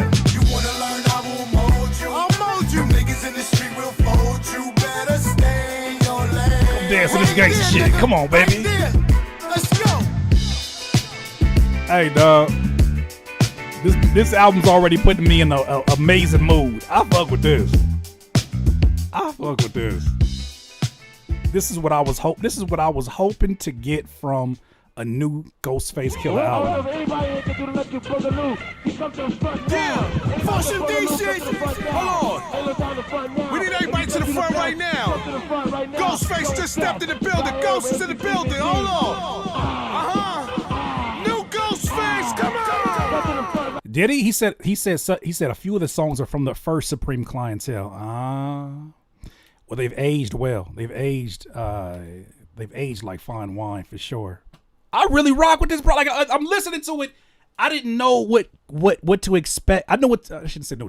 I didn't know what to expect going into it to 2025 album. And no disrespect to Nas. Nas, you one of my favorite rappers of all time. And what you doing over there, launching these projects through your imprint with Raekwon and with Ghostface, I think is amazing. Y'all terrify me with this AI music video shit though, because we in a time we need to see our greatest in their most authentic light. And the AI shit is cool, but it's like it kind of contradicts the authenticity we get in the music to see these overly face brushed music videos with these explosions and three fingers curling up like this. Like this is the time that the OGs show up and say, this is what happens when authenticity shows up, and this is how people react to it. We want to see y'all. We want to see y'all in y'all element. That's it. But continue. Yeah, them AI videos is pissing me off. Mass appeal. That's what the imprint is. Yeah, we're gonna take it to Staten Island right now. We're gonna take it to Staten Island right now. Yeah, we're about to shoot this shit up, baby. Yeah, here we go. Yo, dodging bullets while I'm guarding the base like Steve Harvey. Alkaline chips in the bezel of cold body. Calculated snipers, Eastwood vision, crispy assault rifles. Army of 12, I call them my disciples. Busting off the Eiffel. I don't know what's wrong with these killers, they so spiteful. Now be real dripping the terrain in the range. Click bang, yeah, we flip lanes and we switch planes. Butane, spit blue flames, Bruce Wayne, Mustang. Camouflage down on some low frames. Hussein, my new chick, a Cupid. Got the bitch bouncing off the walls like acoustics. Opened up the. I'm sorry, Pretty Mimi. You always be the one that be censoring when rappers start getting, throwing them random B's. But you gotta admit, it's kind of funny. It's kind of funny. It's just the way he rhymed it and how out of nowhere that shit was. That nigga said, my new chick, a cute bitch. Got that bitch bouncing off the walls like acoustics.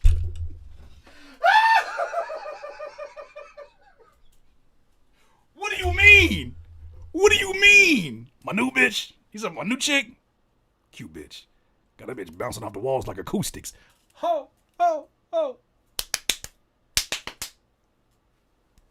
Bouncing? I got her bouncing off the walls like acoustics?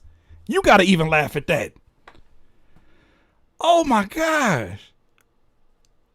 You got a winner. If she bouncing off the walls like acoustic, She got some good ass knees. That's crazy.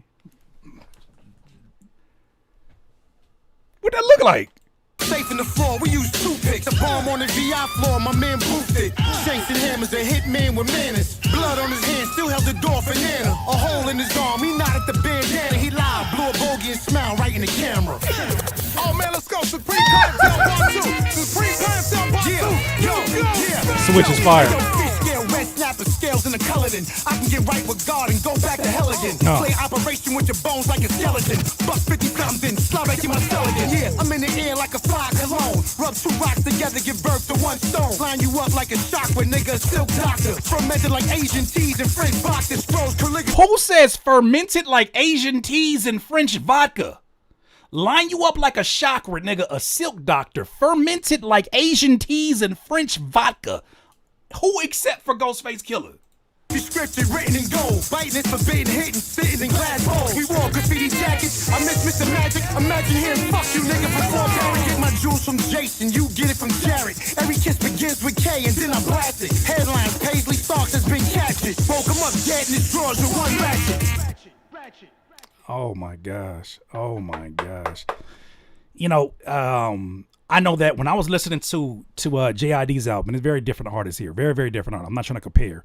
One of the critiques I had was how all over the place the imagery is at times, and how it feels like it feels like it's loosely joined at the hip. With him, I think he is somebody that finds a way to weave imagery that feels supremely outside, but not so much outside that you lose the focus on what the story is about, or what he's about, or what kind of a dude he is. Like he's, to me, these lyrics feel like they're bleeding the personality of somebody, and either you can get to know him or not. He gonna be who the hell he is. I appreciate that for sure. Oh man, let's go, baby. We're gonna take it uptown one time. Yo, Ghost, I need you to take it uptown one time. Beatbox. Come on! I want you. New Ghostface. I want you. New Ghostface. I like to introduce myself. My name is a big star. Come on! Hey yo, shorty got a fatty. Love getting cream. Party out in Brooklyn, Staten, she from Queens. Neck on agua, stay shaking the block up. Smell like K.I.Lee, that's from the top up. 88 Billie Jean braids all boxed up. She's living the best life, looking to get rocked up. Big door knockers with a name in the middle. Sweatpants, ass like jelly, it's all jiggle. Certified grown, no wrestling over pickles. The dick don't fit, they calling it acquittal. She about 5'4", 5'6", bad with dimples. She ain't with that arguing shit, she mad simple. Okay, I love how hip hop this sounds. I love I understand sonically where it's at. If you ask, if I'm in the studio, this is when I'm calling up Chuck English. This is why I'm calling up Chuck English, because Chuck English is gonna add a little something different to it. Something that like what I'm listening to is he's killing. He is not taking a verse off. But I hear like Chuck English on something like this production wise, and this will go in a completely different, not completely different, but it would add some other elements to it where it may feel hollow. But I'm still getting to know it. I appreciate the meal that's being presented to me. This shit is crazy. She get fly like it's, she hold it down like it's, you can't really tell her. Like this will be the time where you call in Stove God for the Clips album. You call in Chuck English for this one. Let's go. Hey yo, Ghostface, where the mall at, baby? I know the big shit, the third floor is crazy. I need that new MCM bag, cream and navy. Can you buy that for me, pretty tone? What you crazy? Got that devil dust from 116. Stepped off the D train at 12:15. Saw a pretty girl, so I slid beside her. Said, yo, that polo red rugby's on fire. Hey, you passed me, that's a tall mistake. The way you jingling, baby, glass floors to break. These lines is not swine, that's hostess cakes. Plus my name Tone Starks, not frosted flakes. Yeah, Gucci bracelets, salt and pepper rope chains. Rock a baseball hat with a cold bang. Gold French cream, honey in her own lane. Straight off the block, shorty made her own name. Salute. Salute. This shit is amazing. Like you can't really tell her. Let's go. Now we went all over the 5 boroughs. We went all over the 5 boroughs. Ghost, I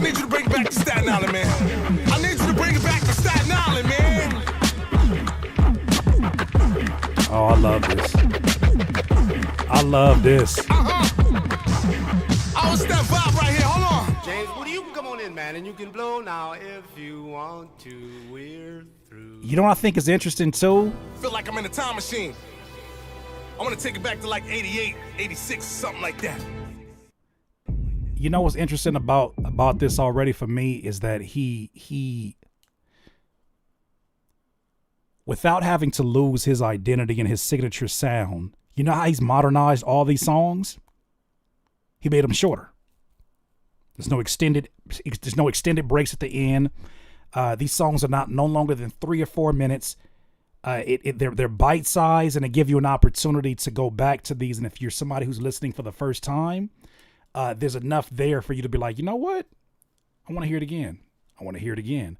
And I feel like you got to have a good combination. Albums that have staying power right now that are being delivered by legends are the ones where it doesn't feel like it's paying homage to an older sound as much as it is an extension of or an evolution of that artist. But in some way, shape, or form, it's being modernized. Clip's album was modernized by its features, by the quality of the mixing and mastering and the production. And then also, they were already ahead of their time sonically.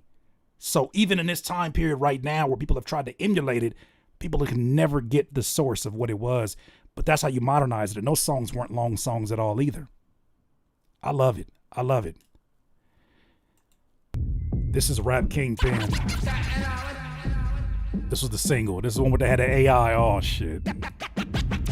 I'm not going to pull that up. The AI pissed me off. Yeah. But this song is fire. 88 shit. Let's go. The most valuable. Bars that'll clap you. Black British walkers with diamonds in the tassels. Cascade kids rock more glass and it splash you. My gooned out project got a Tony Stark statue. I'm like Gandhi on dust. Got young niggas swinging they blade. Them chain swinging cats remind me of us. We got old money, old 20s. Gold mouth full of fronts. We in the Swiss Alps. Fucking mad snow bunnies. Syringe rap, 40 bundles of smack. I seen lawyers get strung. They started off with the crack. The plug sent me 10 bricks. I sent all of them back. So they sent me half a 100. Had to get them on that. I got my Cameron gun, rubber grip with the pink nozzle, skate routes, dirt bikes, moving like Chapo, bulletproof Spalding goggles, cop killer hollows, fuck around and get the whole shell like a taco. Nah, this shit crazy. I like this. I like this.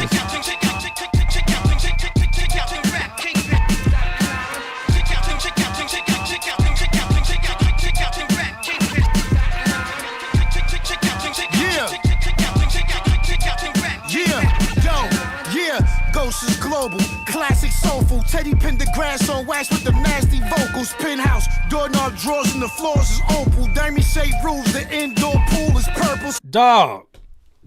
Ghost is global, classic soulful. Teddy Pendergrass on wax with the nasty vocals. Penthouse, doorknobs, drawers, and the floors is opal. Diamond safe rooms and the indoor pool is purple. I've been paying a lot of attention to like what you just said right here, said to visual imagery, visual lines. To do that in a pattern, to do that in the way that they're doing, you know, you are talking to professionals. That is a skill set that at this stage in my career, I am still looking at ways to like improve on that particular style in terms of being more visual with the writing. This right here, though, people understand the skill level that requires. That just that part right here is so beautiful. But you're talking to a legend, of course. Continue, sir. Superb like bird and magic. A real deep thinker with silk words that's smoother than virgin fabric. And them two-tone gummies, I'm the first to have it. We don't fuck on bearskin rugs, just Persian rabbits. Yeah. We mad nice, cigar in a glass of water. Got excited when the plug made it past the border. Flood to Florida, straight down to Bora Bora. We ate boaties for 18 days like we was foreigners. Dime a dozen, that's something you do very damn well as well. That visual writing. Like really paying attention to making the audience smell and feel texture-wise what you're saying. That's a very special skill set.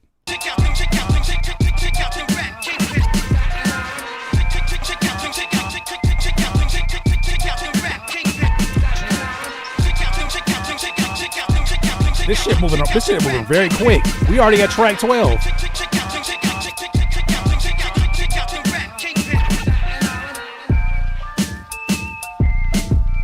Appreciate you, bro.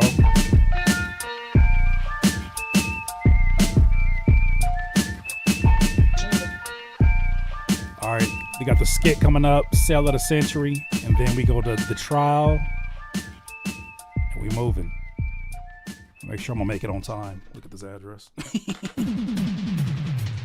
Ladies and gentlemen, boys and girls, let's get ready for the Supreme Clientele Show with your hilarious host, Dave Chappelle! Welcome to the show. What's question one, Dave? What is the first thing a brother does when he wakes up in the hood in the morning? Again, what is the first thing a brother does when he wakes up in the hood in the morning? Yo, I got it. All right, let's see if you got the answer. I'ma pray to the brown Jesus. Nigga, you lying. You gonna eat that 1980s pussy. That is correct. Hey, yo, first thing I do in the morning, you know what I mean? What? I scratch my balls, make sure it's two of them there, and then I thank my Lord and Savior that we still here. He is correct. This is hilarious because it's like he woke up like 1990. It's like he went to sleep in 1996 and woke up in 2025 and said, "I don't care about none of y'all politics and sensitivity. Hey, that's what the fuck we at. Deal with it. Say something. I wish you would. I'll pull this falcon off my wrist right now. I'll pull this falcon off and smack you with it. I wish you would. Who gonna tell him shit? Who gonna tell him anything? That man said, my new chick a cute bitch. That bitch be bouncing off the walls like acoustics. What?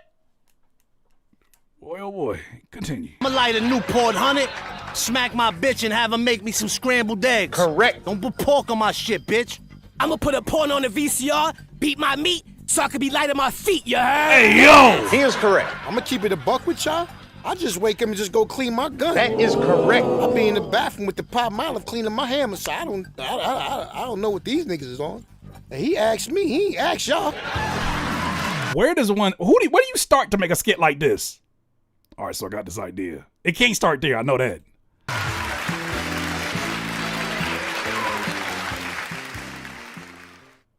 All right, next song. Hey, yo, The Trial. play that reefer. Featuring Reek the Villain and Pills, produced by Rhodes Art. All right. While I put together. We got a posse cut down there. We got. Hold on. How's it featuring? So it's Ghostface, Killah, Raekwon, Method Man, Jizza, of course, all Wu-Tang, Reek the Villain and Pills. Oh, this is why that's 3 minutes. What up? Yo, Paul Francesca, son. Yeah. Stop playing, man. For real, man. All day. Tell you something, man. Word up, man. Order in the court. There will be no fooly-wang in my courtroom. Tony Starks, Raekwon, are you ready to start trial? During trial, lost my jury box. My co-defendant Blue Trial got the jury rock. Facing spades in the joint of Swahili hot. Drawing pictures in the courtroom like he ain't got me. I know he got me. Sketch artist put down his pen and look at the guard. The DA with his DNA was all on the scarf. Exhibit A, the last gun they found that was marked. Traced back from Panama. The old man on his farm. The courts was silent. All evidence was presented. Gave him a minute. Think he might lighten his sentence. You fake Viking. Heard you like fighting with weapons. You like catting them. From Queens, take a life in a second. I know your projects. We trading. Diapers in them large vests. 8-year-old boy on dope. You need a hard sentence. I could get you 40, 80 to the extreme. My lawyer leaned over, said don't worry about a thing. Order in the court. Order in the court. Order. Counsel, are you prepared to approach the bench, or are you ready to state your case? Order. Counsel, if you cannot control your client, I will find them in contempt. Tired of this shit. Listen, will our defense team believe the evidence is not permissible and should be considered a mistrial just over principle? We trading bars, big dog. We trading bars right now, bro. We trading bars. We telling stories. You got to sit down and craft some shit like this, and the concept is all tied together by the trial. Come on, man. I just got to sit back and appreciate the time we in. Due to the factors, no audio and no visuals. And the informant you have is a career criminal. Objection, Your Honor. Objection overruled. You may proceed. Cause it was Mr. Sanchez that got caught with the 30 keys. And the arresting officers being conceptual tried in his record. own trial for murdering. Not just a free write. That's all you all wanted. The teen that he racially profiled. Yo, tell him about that shit that went down on Stat Now. Not to mention, he molested a child, now that is foul. With all eyes on Mr. Starks as he waits for his plea, the courtroom got quiet as the stenographer reads. This is a case of major players and bricklayers. Man up in baggage claim approaching the conveyor. Yeah. Narcotic sniffing dogs. They checked his luggage. The transporter under pressure and losing his courage. 3 custom agents, they took him in the back room. Now interrogated in the height of the crack boom. Inside the lining of his luggage was white powder. A red flag sounded off a bell that rang louder. His phone was losing service. Suspect getting nervous. He held his head down and said, Lord, I don't deserve this. All he wanted was a name and his connect. His boss to save house and locations that they could check. Then he began to sing like a caged bird, whistling important details as he gave his word. Jeez. Your Honor, we have come to a conclusion. Appreciate you, Thomas Jury Tenderoni. find the defendants, Tony Starks and Shalot Raekwon, I love it. not guilty on all charges. Oh my gosh. A conceptual record. A conceptual, like dog. Now I'm realizing just how old I have sounded, probably to a lot of the younger artists that submit their music off. But it's so great to hear there's still a place for conceptual records. Like, they take away conceptual albums. They take away albums in general for a lot of artists. They take away conceptual songs. Now it's, regardless of what my hook is about, I'm going to rap about whatever I would have rapped about on any other beat. And I'm just continuing these streams of consciousness that are inebriated streams of consciousness. Inebriated streams of consciousness. Boy, oh boy, I needed this. Okay, Love Me Anymore, Ghostface, Killah, and Nas. Produced by Jay Black. Is it the Jay Black I know? Is that Jay Black with the MPC? Let me find out. All right, let's go. Yeah, we're gonna keep this going. DJ Top Boogie. Yeah. New Ghostface. Okay. Here we go. New Nas. Yeah. Yo. We used to run up in jewelry stores, lay up in malls, kick shopping looking for them fruit flavor velours. Switch rows, surround sound gun that was made by Bose. Got knock a cop, made an angel all on the blow. With cases pending, we co-defendants. Lawyer dealt with a big bag. He had the judge lighting our sentence. I'm feeling like Gotti in 9-3. Low-key OT. Cashing in on them birds, getting that poultry. Niggas crept up on me slow, blasting that Jodeci. My main man turned his head like he ain't noticed me. So I started staring at niggas and stepped back. My man had that nervous face. That's real rap. They hopped out with crazy gold, Bigfoot furs, all white smelling like strong kush. They whispered words. They told me the story and how this nigga ran in their gate. Left me for dead in the enemy's face. Fuck you, nigga. Dog, hey, dog. The OGs are fearless out here right now. The OGs are fearless out here right now. And you love to see it. You love to see it. The artists are leading, and the artists should be in a leader position always, not catering to what they think an audience might want, because they might have skipped over a beat like this as if it has no way to exist in a 2025. Nah, the artists are leading. The OGs ain't scared of y'all. Bernie Mac voice.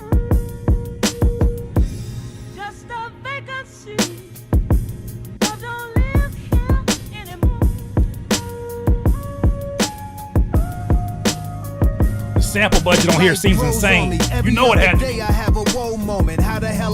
Hold on, gotta bring it back. Bring back Nas one more time. Life grows on me. Every other day I have a woe moment. How the hell I end up here today? Look how I've grown moment. People are foul. How dark can it get? No rhyme, a reason why you eventually get picked. Hangout spots, banging out with your ops. Stand on my soapbox, emotions evoked. They'll get what's coming, ain't gotta do no aiming. Tell my story after I'm dead, y'all self-incriminating. This to my nation, black on black hatred still happens adjacent. Project 2025 mandated by Reagan. House niggas on the rise, they love the plantation. Can't allow the selfish and foul in our conversation. Come on! Things I think about, this hen in my pen, it's spilling out. Turquoise water, swimming in cop, hotels and really pop. I put 20 men in position. When 10 get rich, the 10 who do not, guess what they professing? Fuck y'all niggas. Oh, man. What a time. Ghost. What a time. What up? You know what it is. Just a vacancy. Yeah. Dog, my plate is full. My plate is full. He's already delivered on this project for me. One rap king on his throne. I see you, king. Well composed, well arranged. Lyrically, we never had a question about that. The production on this has all been fire. So this next one is Soul Thing, Sun God, Nims, Supreme Intelligence. Time my sneakers on this shit. Yo, Wiggs, what up? We about to eat this. Word. Fire, nigga. Producer is Danny Cayezo. And it's featuring Driz, Iceman, and one more. Reek the Villain again. Okay. Cool. Appreciate that super chat. Shout out to you, Forge, for the dope coverage. Not from just a nostalgia feeling, but that from a cultural and having standards perspective. Man, I appreciate that. I appreciate that. Even though I don't honestly, I don't really look for no points for just, for being hip hop, like for loving hip hop, for loving on hip hop. Like, you know what I'm saying? I appreciate it. I do appreciate it, but this is what we're supposed to do. That's what we're supposed to do. I know this shit that's gonna get hella views out here and all of this. That's cool, but like, where's your heart at? What you leaning on? And will you have something when that changes? When the pendulum swings, will you have something, a foundation to stand on? Integrity, man. Integrity should be number one. But unfortunately, that is not priority for all. Oh well, Soul Thing is what we on now. I know what it is, nigga. Need 100 camels for this cake. Back in this bitch. Who got matches? Who got matches? It's feel like a quintessential Wu-Tang beat with the vocal sample and these dusty drums. Staten Island shit. Batman capes, Egyptian sounds on the scale. Medallion smothered in frosted flakes. Trap house. Bagging up nothing but halves and apes. Powder with razor cuts on a porcelain plate. Fentanyl, 60 cc's be the death of y'all. Burn like ethanol. Feeling for a mepazole. Pulled the patted him down and took his weapon off. Get behind him, aimed at his man and let 7 off. Spark money.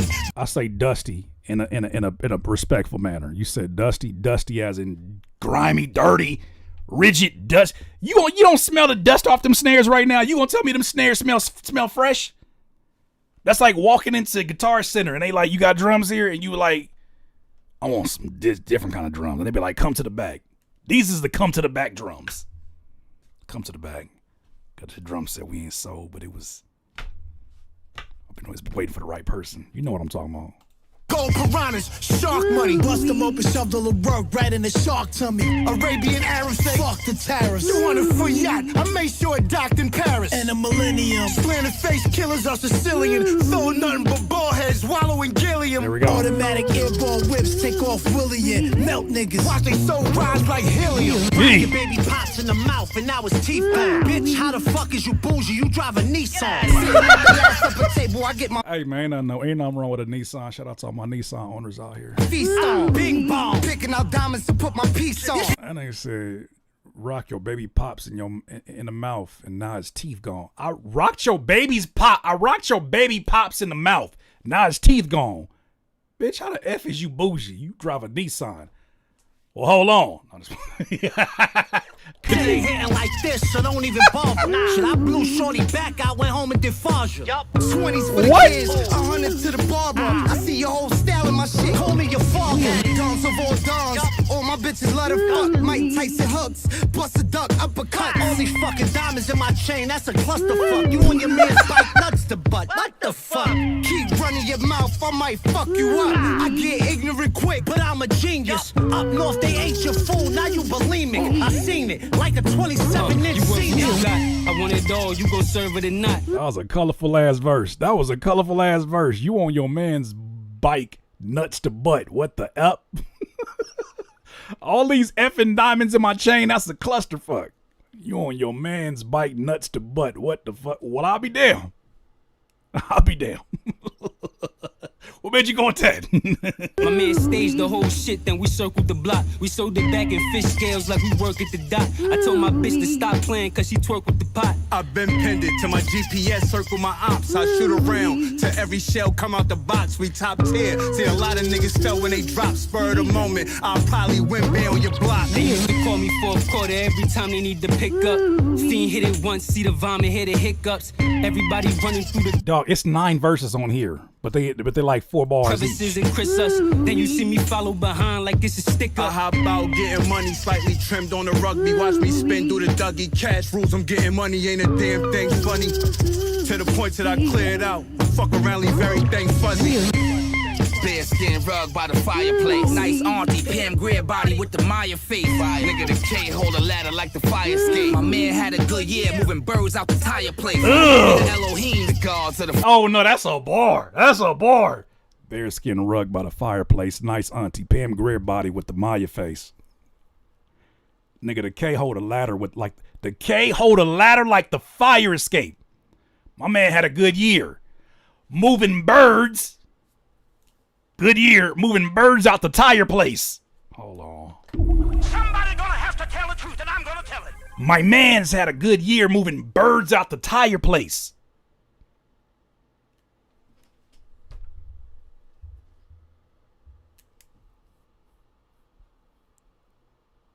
Flows, nigga. That Medellin knock the smell out your nose, nigga. I promise try to run down on the bros, nigga. I'm face to face with defeat like one of those, nigga. I'm the type to cook a bird in the crock pot. My supreme clientele had the fiends doing pop locks. Fans rush the crib, mama love hit the. That's not funny. But my brain is directed by Dave Chappelle. He said, I'm the type to cook a bird in a crock pot. My supreme clientele had the fiends doing pop locks. I don't want to see that in my brain, but that shit had me crying right now. Can you imagine? Ooh, shit. Doing pop locks? Really?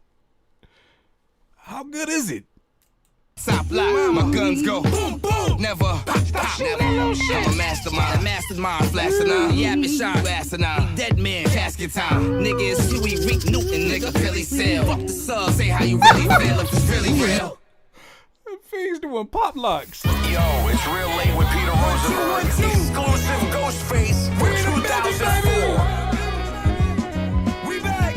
Yeah, yeah. Go. I get right to the gristle like a pistol. I will twist you. It's all about my lyrics that make Starsky so official. Keep it real like Imus. Ladies, let it count money, sip goose while I play with your vagina. My bitch keep asking, she got bad sinus. I bet when we being fresh, y'all can't find us. No protection, no need to remind us. Our love is divine, you can find us in the binders. Rap niggas is parry, singing like Mariah Carey. My iron is scary, good gangsters get wary. I wrote to watch the berry, I'm a zombie when I'm hairy. As a little nigga, kept the afro like I lived in Gary. My temper may vary, listen money, don't come near me. Smoking is prohibited, or catch your eye jammy. Cause really you ask me, I don't care about a Grammy. Dirt smash that shit, don't give a fuck, y'all hear me? I don't give a shit about your Grammy. Because if you really ask me, I don't care about a Grammy. Dirt smash that shit. Don't give a fuck, y'all. You hear me? Dirt smash it. You gonna dirt smash a Grammy? Well, I'll be down.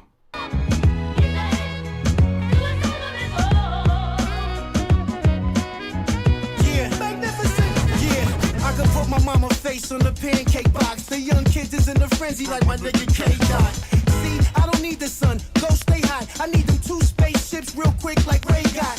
This shout out to Kendrick. He said I could put my mama face on a pancake box. The young kids is in a frenzy like my nigga K-Dot. See, I don't need the sun, go stay hot. I need them 2 spaceships real quick like Ray got. And I don't wear flip-flops. Fuck if they Louis or Gucci. Picture me walking in them shits at the movies. I'm not about the feminine. Yeah, I question men. Your handshake is weak, dog. Your body on the estrogen. I'm not about the feminine. Yeah, I question men. Your handshake is weak, dog. Your body on the estrogen?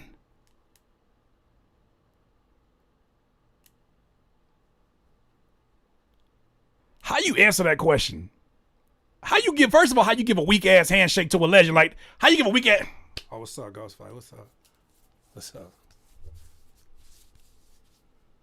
That nigga said, your body on the estrogen?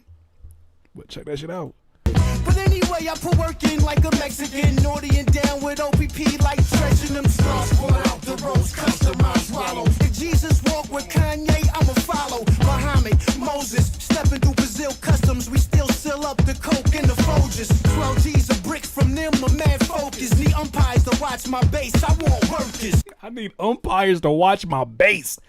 I want workers.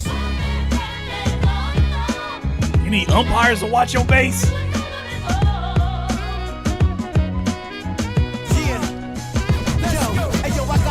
Loaded in one hand, threw a few shots at 2 carats in one jam. That's how it go. I play the block like Babyface Nelson, Dillinger, Machine Gun Kelly, Billy the Kid, straight off the head like $1,000 wig. Rock climbing, snorkel on, taking a swig, chain on. You seen the movies how we party like Mardi Gras. Blacker than Africa, flip bricks like a spatula.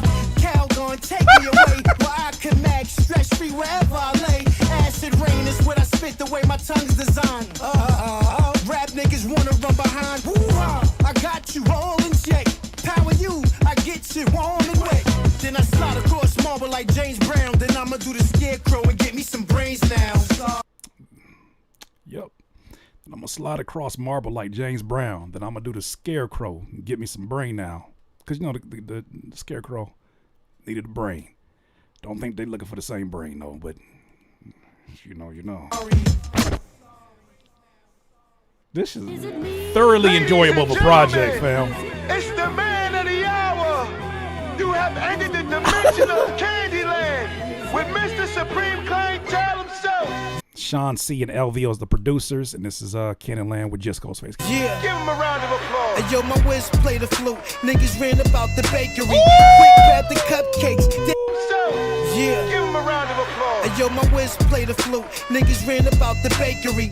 Quick grab the cupcakes. Did the go takery. Cocaine spots, the blocks looking like Candyland. White, purple haze, beige dope, tan.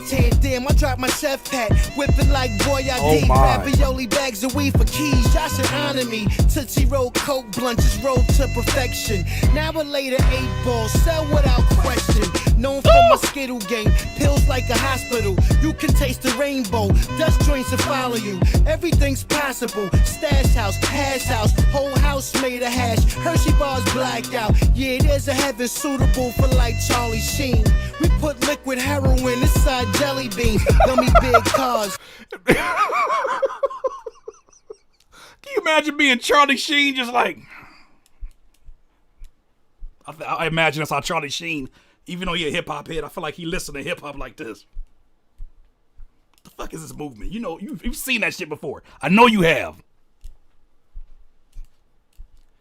That man said, yeah, there's a heaven suitable for like a Charlie Sheen. We put liquid heroin inside jelly beans. Did he say my name? I know you seen that shit before. Candy cane, dope sticks, Xanax twigs. We got treats, baby. Take your pick. Downers, uppers, even pure X. Volumes, MDMA, THC wet. Tie stick, skunk, crystallized red hair bushes. Forest when it comes to trees. We breed all type of cushions. Oh my. Let me do it like this. Oh, like they trying to snap? Yeah. This shit is beautiful. Hey, yo, the Reverend got caught in the church with a box of perks. His little brother ran to the forest. That's a lot of work. Yeah. Marshmallow, CBD jello. The weed cakes is sterile. 1.5 on the scale. We flooding every barrel. Bitter honey, slabs of hash. Pop rock mess tabs. Mushrooms, caps and stems. We got fresh bags. All these pharmaceuticals. All his work is movable. Niggas sniff so much murder. It's in your cuticles. Strawberry Tushy got him playing with they coochie. Bill Cosby KO roofies, it's for the groupies. Pharmacies, we put them in droughts. All the noise is us. Giraffe blunts, we lace all the shelves, just like Toys R Us. Bestsellers be the Adderall, Razzle Dazzles. Ativan, Molly's can like it came with cashews. Yellow, green, and pretty purple promethazine. Ketamine, old school Ritalin got the amphetamines. Lemonhead balls and Keith and crushed up Klonopin. Jolly Ranchers made out of lean, got them online again. I'm floating through Candyland, sugar babies made of bees. Yo, Lord, tell me I'm bugging, or is it just me? Dog, I love that words are being played with like this. When I think about what the Clips did, like with he mean and vaga, say them and then focusha. It's introducing words that are not normally heard in modern rap, unless you're talking about lyricists specifically. But playing around with it brings entertainment to otherwise very dense writing, right? It brings like writing that has a lot of depth to it. It brings a lot of color to it. To me, that's how you bring the entertainment for lyricism. That's kind of a note that you can take from the folks who only operate in a place of entertainment. Exactly, right here. Yellow diamonds look like PP. And that's just a setup. That ain't the punchline. That's just a setup. But in order to play around with words like this, you have to be comfortable enough to know how to play around with the words. These niggas don't even know what the words is. Their vocabulary, and this is part of the school system that fails them, but their vocabulary is limited by their favorite rapper's vocabulary in terms of what they share within their songs. Beyond me, this is what makes rapping so appealing to me at this stage, at 40, in writing. It's still improving upon my literary skills. It's still asking for me to improve and level up. And when you have a control over the English language where you can bend the way words are rhymed, like when he said, when Pusha T was talking about the only way that you could reach me is in the air off of a private jet's Wi-Fi. You got to be able to know that you can do that and see it work like that. It's a lot of mathematics and literary devices at work. I fucking love it, bro. All right, this is another one. I think we got a skit coming up though next, and then we get into it. You got to love language to be able to embrace it. I love it.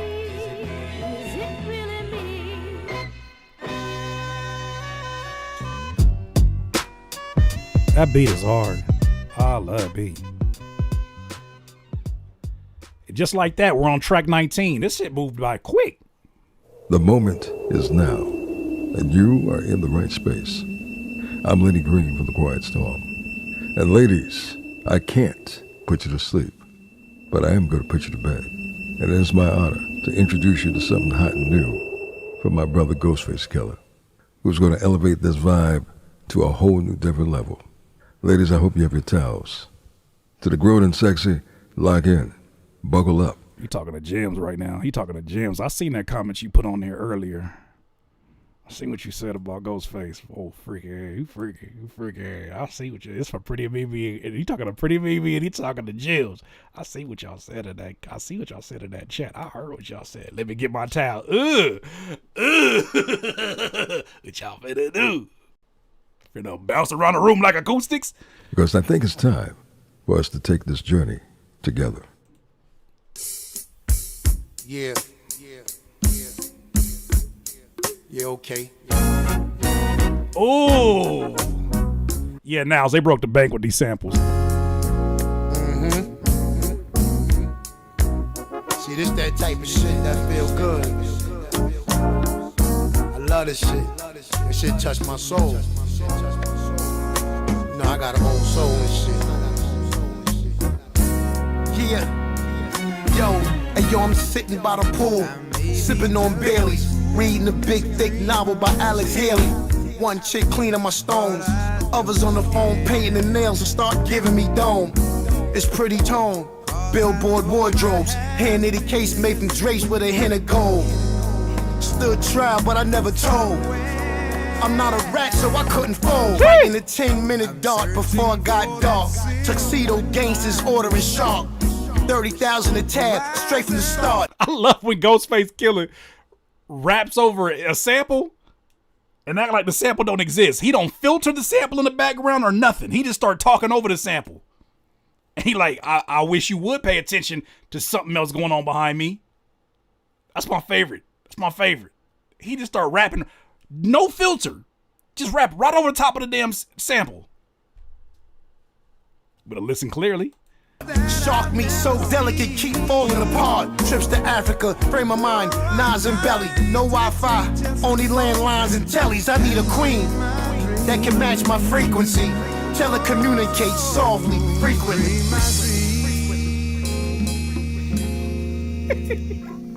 Hey, this shit is cold. Whoa, whoa. I like to fly far away from here. He put the whole damn song in here. Where my mind, oh Lord, is fresh and clear. And I find the love that I long to see. Where everybody can be what they wanna be.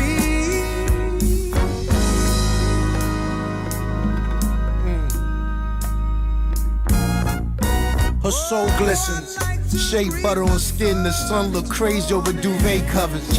Romantic beachfronts, Gucci Ottoman stars the line. Show me a sign like. All right, let me explain myself. I'm not yelling like that because of that sounds crazy to yell at that kind of line. Hold on, I'm talking about the imagery. I've been paying so much close attention to imagery. I forgot I was live right now. That's a lot of imagery. That's fire. But to say that out loud, it sound like. You excited or something? Shut up. Her soul glistened, shea butter on skin. The sun looked crazy over duvet. Do we say duvet covers? One more time. Make sure Make sure I get that right.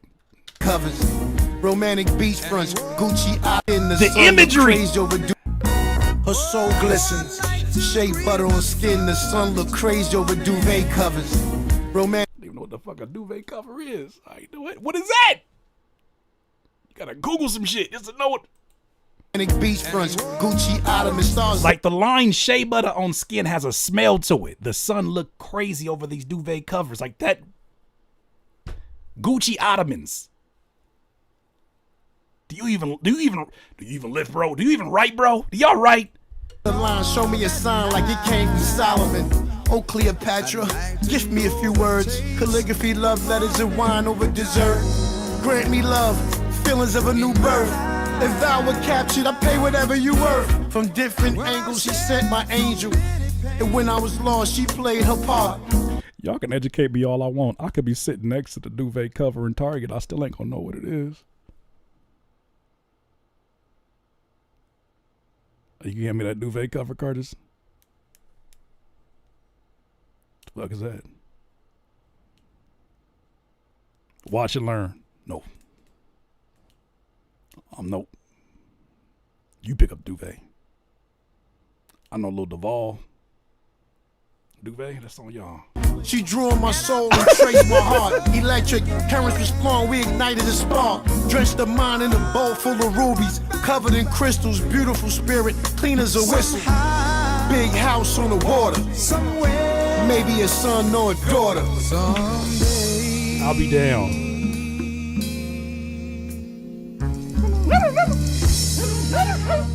It's my favorite part of that sample. Whoa, I learned to fly far away from here, where my mind can see fresh and clear, and I find the love that I long to see. People can be what they wanna be.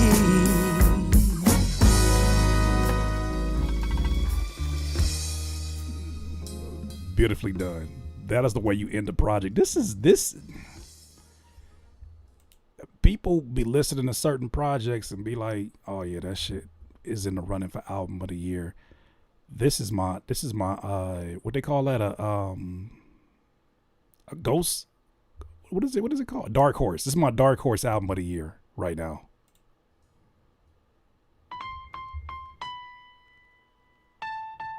You My Friend.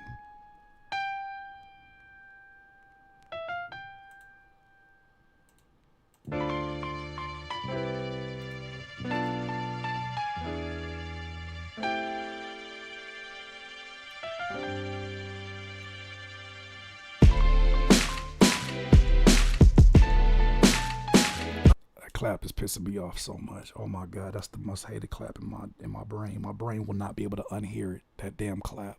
That crunchy ass clap. I'm sorry, my producer ADHD is kicking in.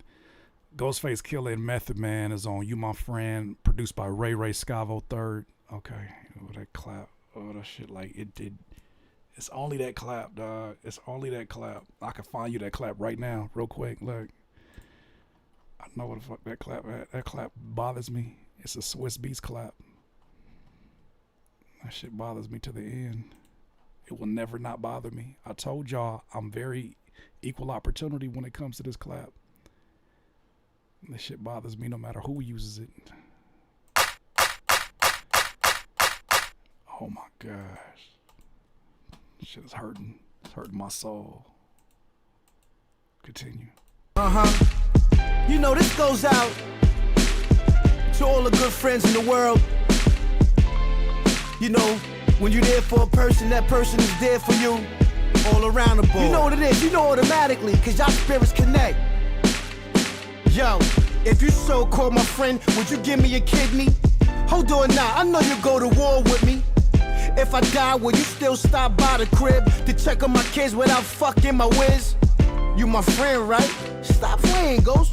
You my friend, right? You stop playing. Would you? I kind of would like this with no drums, low key. Slide them a few ones if they get hungry. I am behaving. I'm just holding it together. Stop that face. What face? Even if it's the last little bit of money, would you think about me? Still pray for me. On my birthday, bake a little cake for me. Look at our pictures, go to my gravesite like once a year. I'll be alright. You my friend, right? We don't pretend, right? Let's keep it real around the board. We all men, right? Would you feed me if I was in the wheelchair? Visit me every day cause you still care?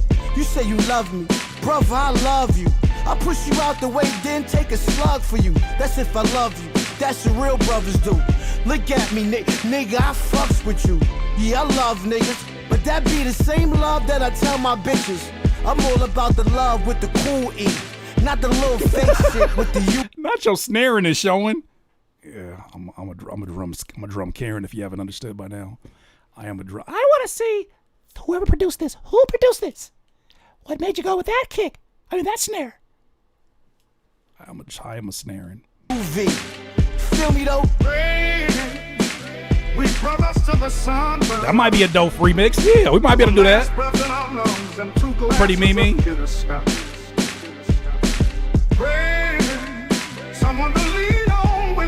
The sample is fire. Trustworthy with a fucking snare. Never stealing a buck. We ought to have them friends. Yeah, you my friend, right? Through thick and thin, right?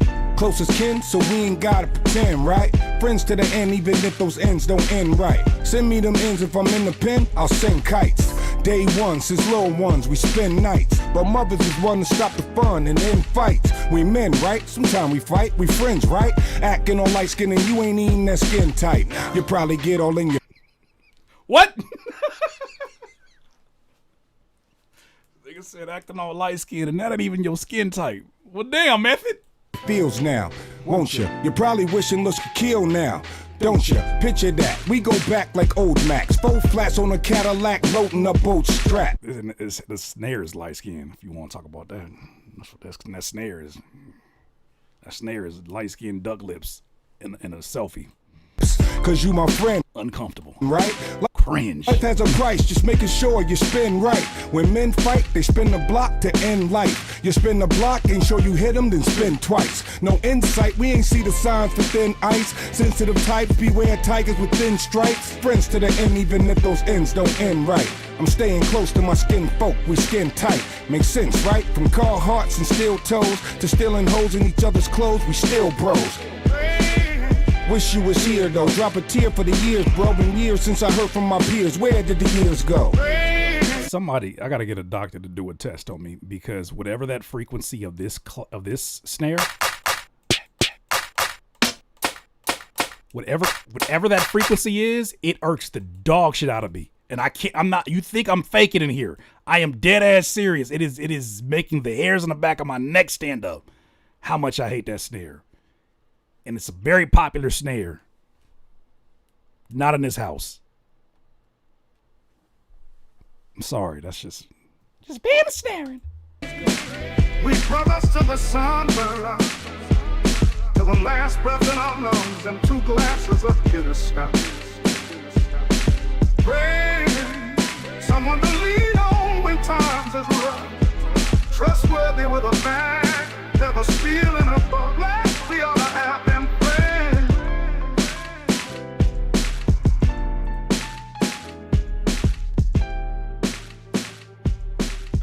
My great-grandfather recorded that snare. Take it back. With all due respect to your great-grandfather, whenever he made it, it was trash then too. Yo, Starks. Hey, yo, what up, King? What's up with Knuckles? Hey, yo, hold on. I'll get him on the phone with you right now. He just came home.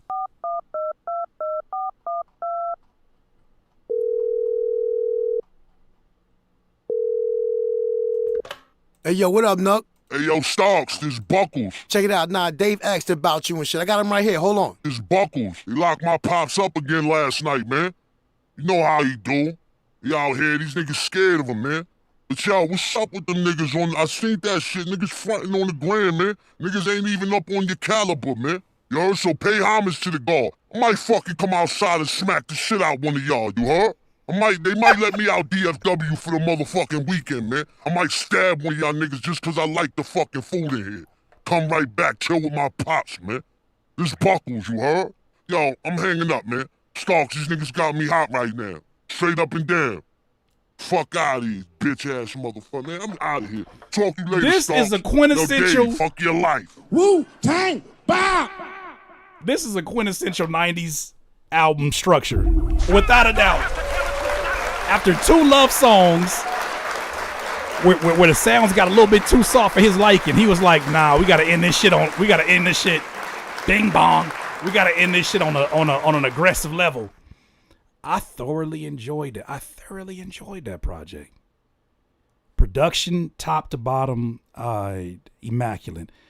It's probably only like 1 or 2 beats to it that I need to get some more listens to fully appreciate. But it felt like all of it was tailored to him perfectly. Ghostface Killah. I want to start with the things that surround Ghostface Killah on this project. His features. Not one feature felt unnecessary. Not one feature felt unnecessary. Everybody made sense in his Marvel universe. Everybody made sense. And his colorful imagery, in the way that he pieces together his ideas, in the way that he hashes out his ideas through skits, through the format of his songs. This feels like, if I'm a Ghostface Killah diehard, this feels like something that keeps you fed. It must be nice. I say, as a diehard 3 Stacks fan, it must be nice. Congratulations. Anyways, I digress. This is insanity to me. This is insanity to me that someone who has been in the game as long as he has can still sound as fresh as he does, but then also sound like he's even less concerned with trying to chase a sound or try to chase anybody who's, the newer version of who he is, whoever that may be. I feel like he sounds like he is leading the listener on a journey and not one in which he's hoping it panders to the things that they like. This is kind of like an analogy that Glasses Malone told me one time, where he was like, when you're talking about your music career, you should always try to model it as you're setting up shop in a fictitious venue, and you're making so much noise in this fictitious venue that you don't even got to promote the show, but people want to come in. You got to make it sound like you and your core audience that understands what you do. They want you to be you at your greatest, in your element. Do your signature. You got to make so much noise inside that venue, satisfying the people who have shown up for you, not being concerned about, well, look at how old he is, and there's other rappers out here, and all the shit that the other folks are concerned about right now. What's going to get the views?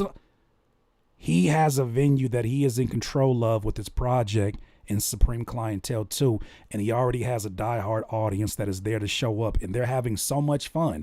We are having so much fun in here that I think that brings newer ears and younger ears to it, because it's not trying to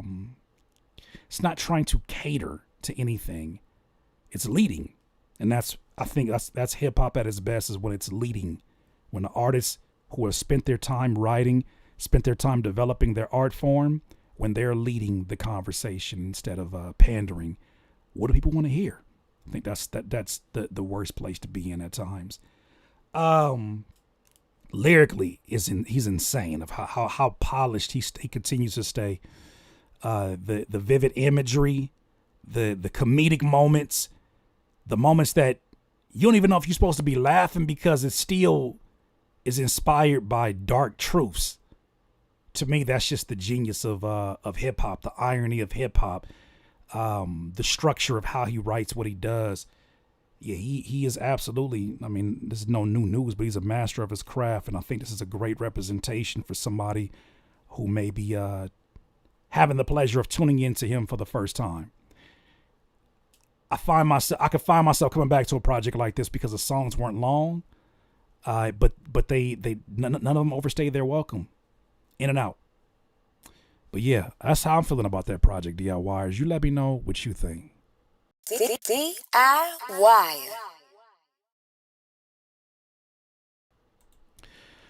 Okay, DIYers. DIY. Another episode down.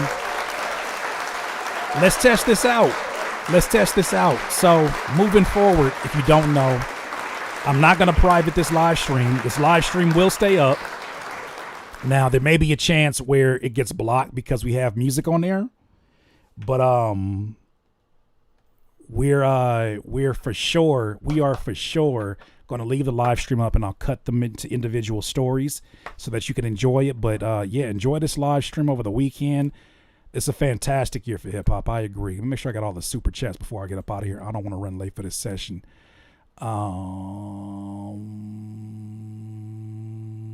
Spending money on people is not an, oh yeah, you said it already. What era do you blame for the sales talk shift?